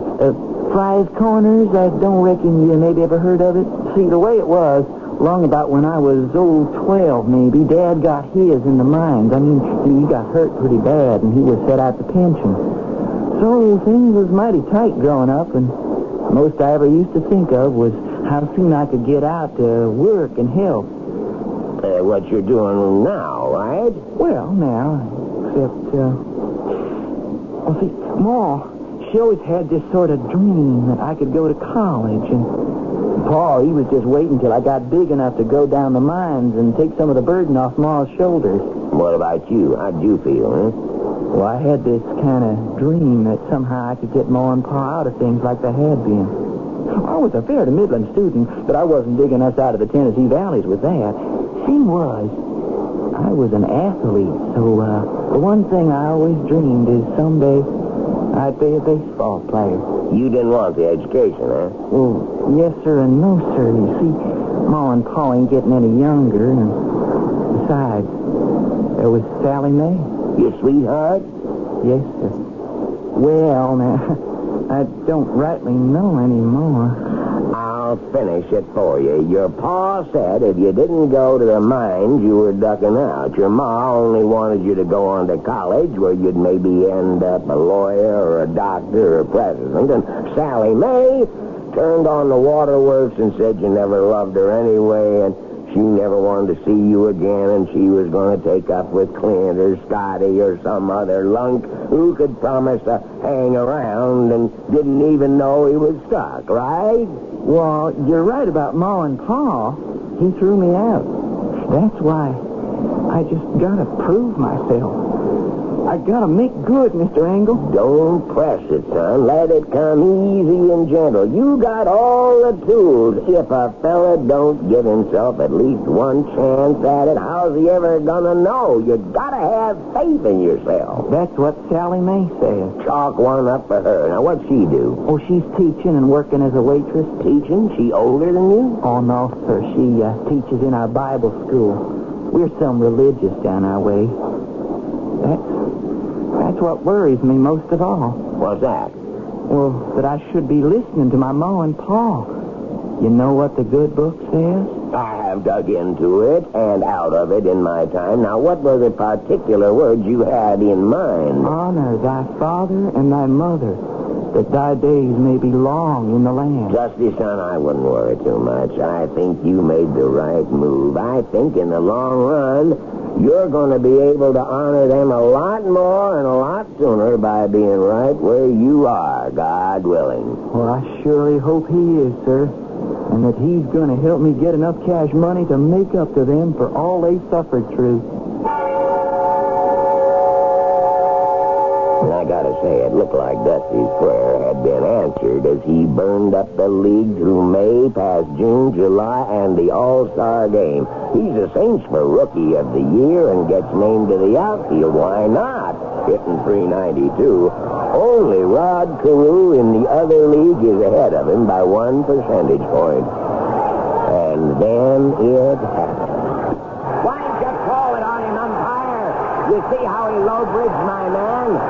What should he do? Get away with murder? Leave it late, Stacy. No umpire can call a beanball against the pitcher as long as Dusty hangs in that close on the plate. I wouldn't mind so much if he'd wear the ear flaps. Sure and fate he's gonna... What do you mean, strike? Why don't you wear your contacts? What's the count, Gunner? 4-1. I figure he'd try to sneak the fastball by. Shall I give him a hit sign? Let Dusty make his own guess. Just what he did, even up 2-2. He might waste this one, see if Dusty goes fishing. Fastball! Fastball! On the kid. I knew it myself. Hit him right on the temple, under the helmet. He dropped like a stone. Get the trainer in the stretcher and make sure the ambulance is ready. That boy ain't gonna get up so fast from this one.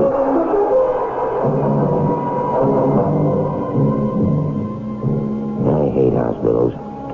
Ain't bad enough at my age. I'm always scared they won't let me out. But I lost more good ball players inside them than I ever done in the draft. Well, after we see Doc Widows, Gunner and me were standing by Dusty's bed. And the kid looked like he wasn't even out of grammar school, except he was so big. But he was so still. Concussion. They were still trying to read the x-rays. I hate to say it. It was in my mind. Maybe there goes the kid, and with him for sure goes the pennant. Hey, Stacy. Yeah, Donna? How is he? You talk to the doc? Oh, what do they know? Double talk. Concussion. Maybe he shakes it off. Maybe he doesn't. He's in a coma right now. Well, how come he's twitching like that? Now, go on. Look at him. Maybe he's coming, too. Hello? Hello? Hello? Hello? Hello? Hello? Who are you? Now, you don't recognize me? I'm sorry, sir. I just don't recollect we ever even had not an acquaintance. Well, now, you had no reason to take up with me, you see. Because you stayed at home, out of the primrose path. Well, pardon, Miss... I'm sorry, I don't know the name. Mr. Conjurman, you can call me. And I'm here to take you. To take me? Where? Home? Now, that depends on what you think of as home. Tennessee? Oh, no. You ran away from there. Oh, yes, against the way your ma and pa wanted. Well, that was only... Too late to wiggle out of it, boy. You broke ma and one commandment. So I've been sent to claim you. Well, you can't claim me. I'm signed under contract to the Cougar. You signed to a bigger contract than that, boy, which takes priority. You have sinned, and you have transgressed, and the Lord in his rightful anger smote you down.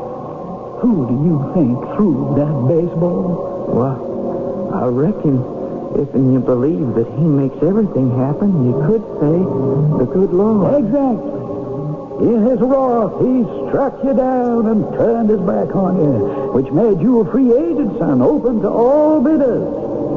So we are going to exercise that option, and I'm here to take you with me. Where's that, Mr. Conjureman? A piece south of here. We call the team the Hellcats. We got quite a lineup. Come on, boy. It's time to go. You mean it's all over for me?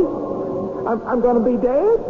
Well, now, Dusty boy, would I be here making an offer if we felt you weren't?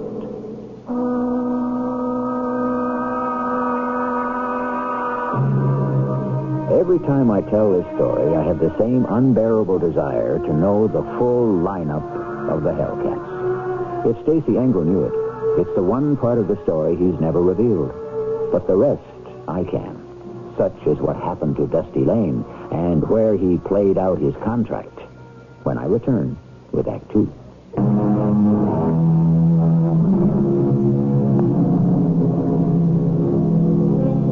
Of course, it also occurs to me every time I tell this story that possibly neither Dusty himself or Stacey Engel, to whom he revealed the whole confrontation with the ambiguous Mr. Conjureman later, ever knew it either. Certainly, at the place we are in the story, Stacey knew nothing of any of this, as he and Gunner leaned solicitously over the tortured boy who was still involved in a dialogue with Mr. Conjureman. But I don't want to be dead. I don't want to join your team. You better, boy. We got a claim on you. No, you ain't. I'd be ready to take you to the baseball commissioner with that. This is a higher authority. Put it this way, Dusty. You already broke 3 commandments, I know. Which? The 5th, honor thy father and thy mother. And the 4th, you have not kept the Sabbath holy. But Sunday's the big baseball day. You know how many doubleheaders are played on Sunday. I ain't arguing, boy. I'm just pointing the finger. And then there's the 1st commandment. Oh. Thou shalt have no other gods but me. See, you know it because it's in your own mind. I don't have to speak it out for you, Dusty. Now, which have you paid more attention to in the last years? The Lord or baseball? Well, see, you got to understand, Mr. Conjureman, during the season, a fella's got to bear down. It takes a power of concentration. You haven't answered my question. Well, I guess during the season, anyway, I'd have to say baseball. So you have sinned. And I'm here to claim you under a contract that supersedes any other you might have signed, and that gives me the right to your services with no let or hindrance, not even including the intervention of the baseball commissioner himself. So come on, boy, let's go. No. Whatever I done wrong ain't that big. You can haul me away. You better. You know what'll happen if you don't go with me. You ain't never gonna hit another baseball as long as you live. You just struck out. Struck out. Struck out? You ain't gonna strike out on us now, kid, just when we need you. What'd you say? Well, we need you, son. You're our big bat. You gotta come on home, boost us to the pennant, maybe even the world championship. That you, Mr. Engel? Sure. How you feel, son? Well, reckon I don't know all the way. Kind of mixed up. I sure am sleepy. That's fine. You rest up, son. We'll hold the line till you get back. Then you and me and the team is going to go all the way. Now, I'm counting on it, you hear? Well, I hear you, Mr. Engel. I just hope I can live up to what you want. 2 days later, Dusty was back with us, good as new, only I don't know as I liked the way he was meeting the ball in the batting cage, which was not at all. Only you figure a conk on the head and 3 days in the hospital don't exactly sharpen your batting eye. He wasn't laying the bat on the ball. And all of a sudden, though it wasn't really that way, it just built up. He was 0 for 17. Mr. Engel, you wanted to talk with me? Yeah, Dusty, you come on in. Close the door. Yes, I guess you want to bawl me out? Because you're going 0 for 17? Well, I ain't helping the team. And you ain't helping yourself feeling sorry for yourself. Now, what do you think's the problem? What? Don't rightly know how to say it. Well, it ain't the way you're swinging. Me and Gunner checked that out. And you're not carrying no foot in the bucket. Well, the pitchers don't scare me none, if that's what you mean. I'm glad somebody figured for once exactly what I mean. You don't seem to worry none about getting beamed again. You're still crowding the plate again, same as you always did. Well, the only way I know how to hit, sir, only I don't hit. That's the $46,000 question. Well, you mean the $64,000 question? No, son. We know that one always has to have an answer. This one's turned acey-doocy. I just hope there is an answer. We run Dusty through the whole hospital hoopla. Eye test, neurology responses, some cockamamie new thing called mycology, where they measure muscle reactions, bone scans, the works. Well, the way he comes out of the tests, if they were in a college, he makes Phi Beta Kappa. And a week later, he's 0 for 24. So I gotta take steps. You ain't eating your spaghetti, Stace. I got news for you, Gunner. I ain't eating my cornflakes neither, or no tuna fish sandwiches, or no nothing. All I'm eating is my stomach. We're already 3.5 games out, and it's August already. And where are we going to make a run? Make up on the Reds, or are we already dead? We gotta get Dusty to hit. Now you tell me as if I don't know. How are we gonna? I've tried everything I know. Well, I've been watching him real careful, Chief. That's nice. And, there's, nothing wrong. It's mental. I know it's mental. What am I manager for? I don't know when a kid is screwed up in his head. The big question is, where do I reach to unscrew him? Gee, I don't know. There's something bothering that boy, only he don't know how to let it out. So I'm going to have to dig to find it. You think you and Pete can run this team a couple of days? Oh, well, Pete's the coach. You turn it over to him. I will, but no pitching coach is smart enough to run the whole ball game. Now, you keep an eye on him, you hear? Yeah, sure, Stace. But, where are you going? We got an open day tomorrow. I'm going to make me a little trip. Maybe I won't have to miss no games, but just in case, I could join you in Pittsburgh if I don't make it back here to Atlanta. I'll leave you the number of whatever kind of flea bag hotel they might have in Fry's Corners. Yeah, Fry's Corners, huh? Where's that at? Tennessee. It's Dusty's hometown. Maybe I can find the answer there to what's wrong with him. Oh, you're going to see his folks, huh? I don't reckon unless I have to. I want to see a little girl named Sally Mae Rogers. Didn't you tell me that was his girlfriend's name? Well, yes, sir, but I don't... Gunner, I'm going to tell you none of us knows what to think. That I used up all the tricks I got. Maybe this little gal can come up with one I ain't got.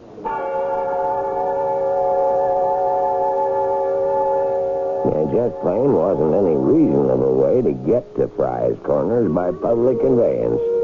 The nearest airport was Nashville, which wasn't all that much closer than Atlanta, where we were playing the Braves. So I hired a car and drove it. Fry's Corners was just that. The biggest going business outside of the restaurant was a gas station. They both turned up useful. I gassed up at the station and found Sally Mae at the restaurant. I waited till it closed, which wasn't much after they rolled up the sidewalks. You're the manager of the team Dusty plays on. He got beamed, didn't he? He did. And he's not right? Oh, he's fine physically, no damage. I don't know. I read he's only hitting .346 now. Only .346, huh? Most ball players should be so lucky. Yeah, but he's dropped pretty near 50 points in the last 2 weeks. What's wrong with him, Mr. Engel? I was hoping maybe you could tell me that, Sally Mae. Me? Uh-huh. Oh, except for the time he came back here last winter, I haven't seen him that much in the last 2 years. Was that his doing? Well, not hardly. You chase him away? I reckon maybe I did a small piece. You see, I didn't want to tie him down. I wanted him to make his own way. As a ball player?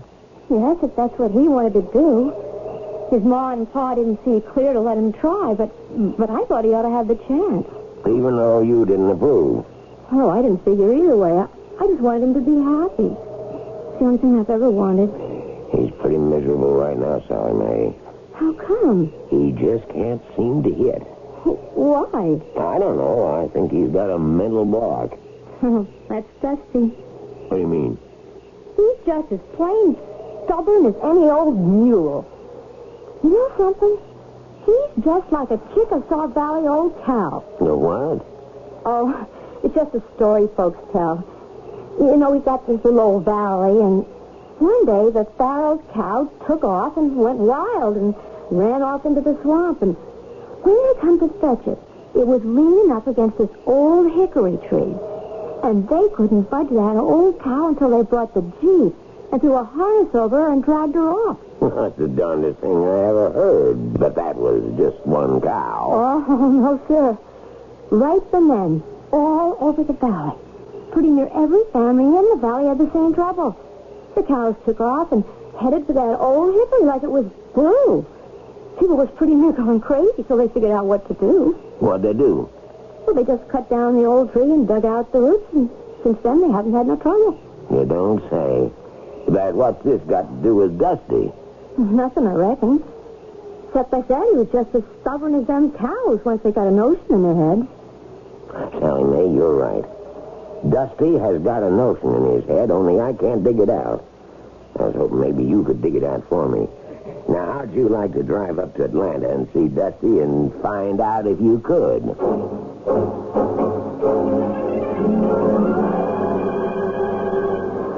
Hey, Chief, I'm sure glad you're back. Hey, how we doing? Lousy. 4 runs down.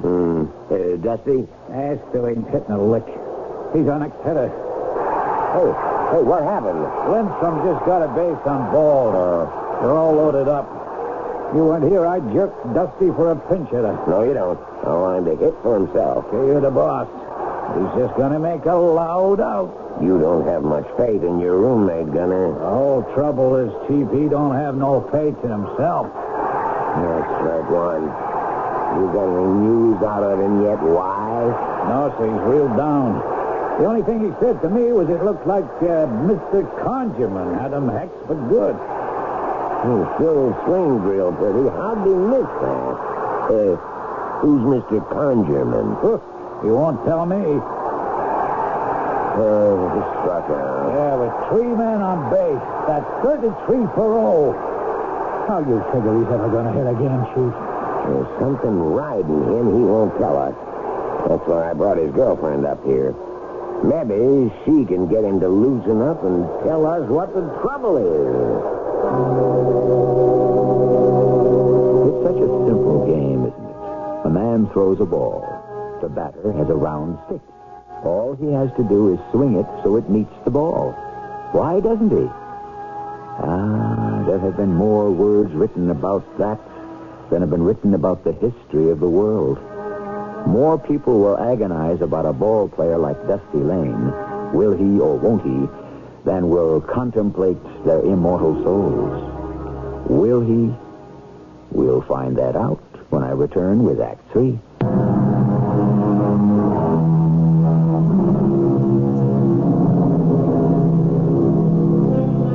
The ballpark is deserted now. The fans long since gone. The players have showered and changed and gone back to their hotels. One solitary figure remains, Dusty Lane. He stands at home plate, disconsolately, his hands in his pockets. So, here you are. What's the idea of walking out like that? I thought you'd gone back to the hotel. How come you're mooning around here in the ballpark, huh?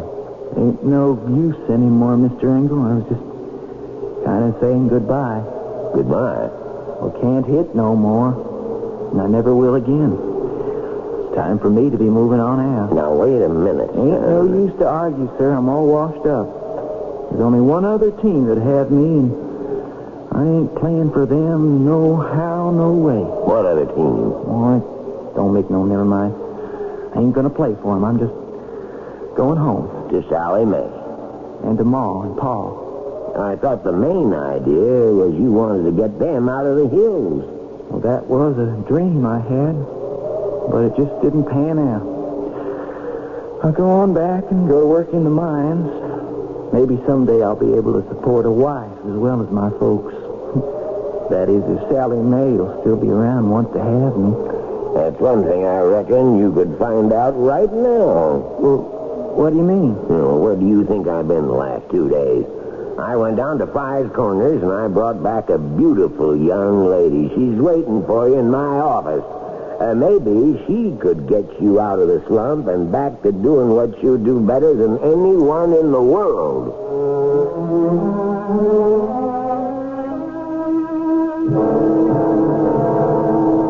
Dustin McKeever Lane, what kind of a girl do you think I am? Well, Sally, I only seen you the one time for a few days in 2 years. Now, you listen to me, Dustin.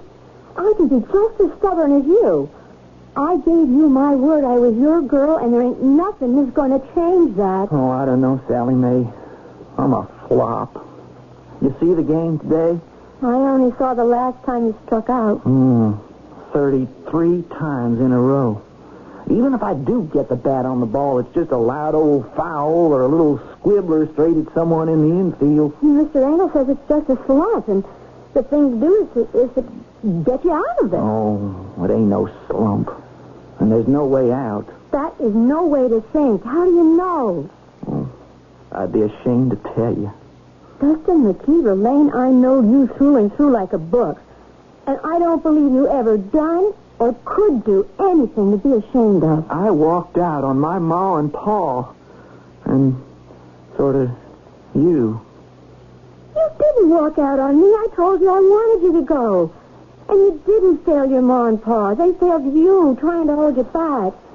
Your Ma knows that now. Even your Pa was more stubborn than you are. He's coming around. Well, I still went against what it says in the good book, in Deuteronomy, that I should honor my father and my mother. Who says you didn't honor them? Mr. Conjureman. Who? Mr. Conjureman. Know who you're talking about, Dustin? I reckon I do. What were you doing having any traffic with him? And how come you believe one single word he said? I didn't ever dare admit about him to no one. Except you, Sally Mae. Because you might understand. So I'm going to tell you right now how it was and why I can't play ball no more.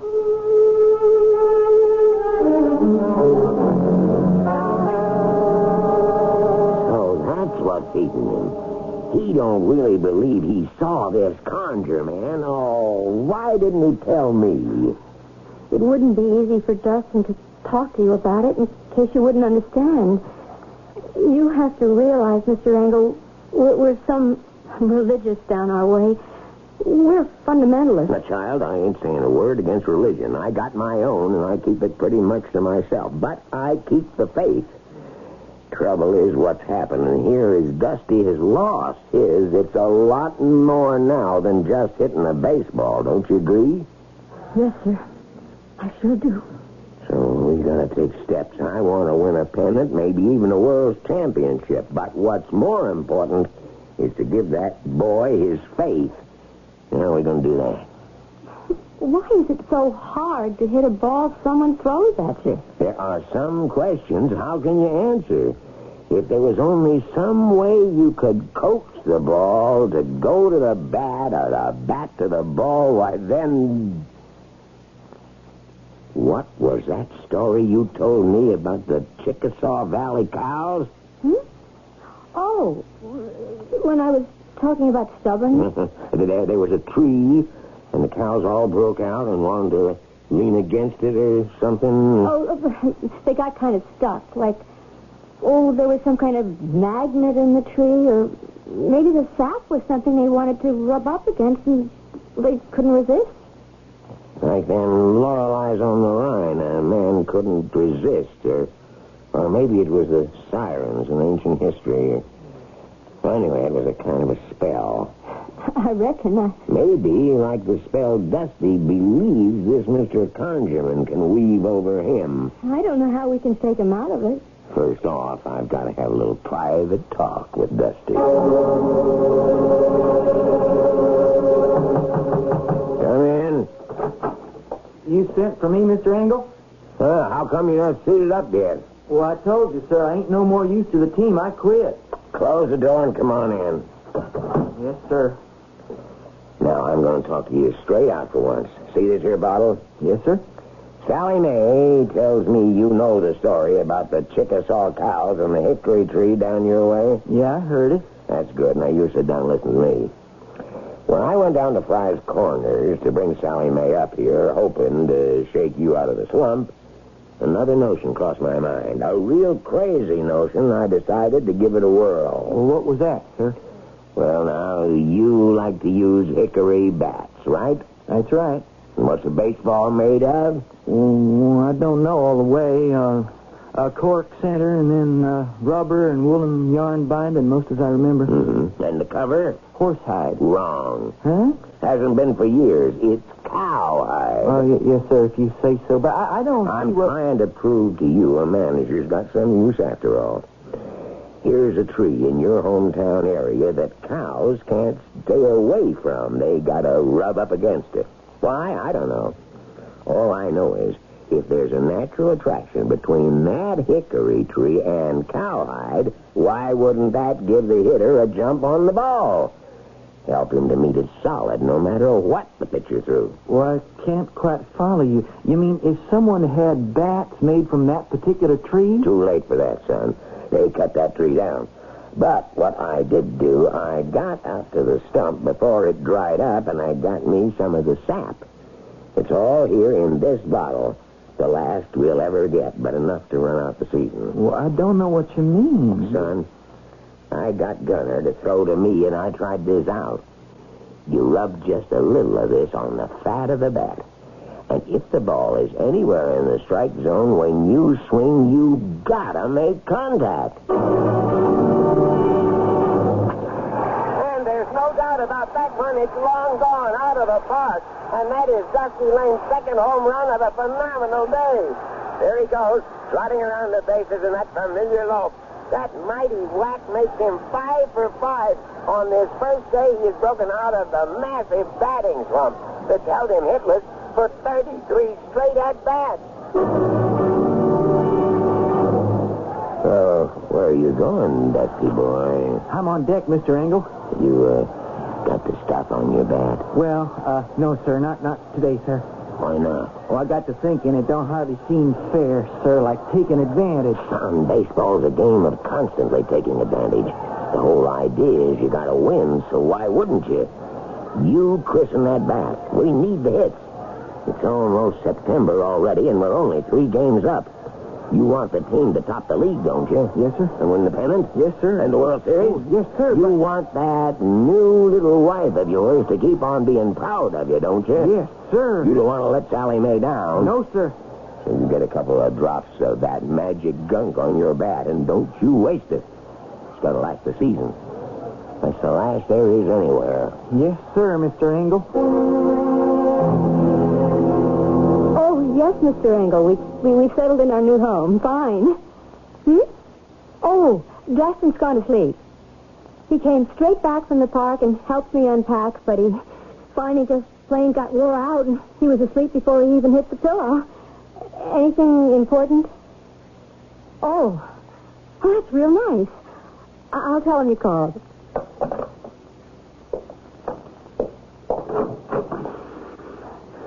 You sleep good, darling. Oh, dear. No. Having another one of your bad dreams? I wonder what's bothering you now, poor man. What are you doing here, Mr. Countryman? Well, now, Dusty, I tell you. I still want you for our team down there. You can't try to come for me now. This ain't like before. I'm not dying. Sooner or later, as a must old man. But we could sure use you this season. I got my own season to finish here, and the Cougars need my bat. We got 7 games to go, and we're still tied neck and neck with the Reds. And besides, I don't belong with you anymore. Oh, don't you now? No. It's even worse. You haven't even got a guilty conscience? But what? Cheating, Dusty, cheating. That magic little bottle with a magical liquid. That's the devil's brew, and you know it. And just so long as you continue to use it, you belong to him. Okay, that does it. I ain't going to use it from now on. And give up a sure bet that you'll hit over 400, be a Rookie of the Year, an instant millionaire, let down the team and the great Stacey Engel you worship like a god. The devil, you say. I will. I'll show you. Honey, what is it?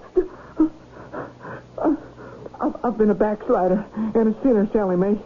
But starting tomorrow, I'm on the Lord's side no matter what it costs me. So you poured the contents of the bottle down the sink. Yes, sir. I want to be sure it was gone for good. That was the devil's brew, and I didn't want to be tempted to sin again. Son, let me tell you something. You're a good boy, and you never cheated anyone in your life. Dusty, all you was rubbing on your bat was a little plain old sewing machine oil. Yeah. And the story you got from me about finding the tree and sap and all of that is just so much snake oil. But when I rubbed it on the bat, I started to hit again. Mm-hmm. You know why? Because you had faith again, and isn't that what moves mountains? See, that's the main part of what a manager's for, Dusty, to use psychology any way he can to keep his players going. It's a game of psychology. Don't you ever forget it. And the biggest part of it is all ain't having just natural talent. You gotta have faith in yourself. So you go on out on that field and keep laying that old hickory on the cowhide the way you know how, and go win us all a pennant. You go keep the faith. The Cougars took their division, then the National League pennant, and went on to meet the Yankees in the World Series. Dusty was named Rookie of the Year, and he also won the Triple Crown. Highest batting average, most runs batted in, most homers. As Stacey Engel would say, if you don't believe it, you could look it up. I'll be back shortly.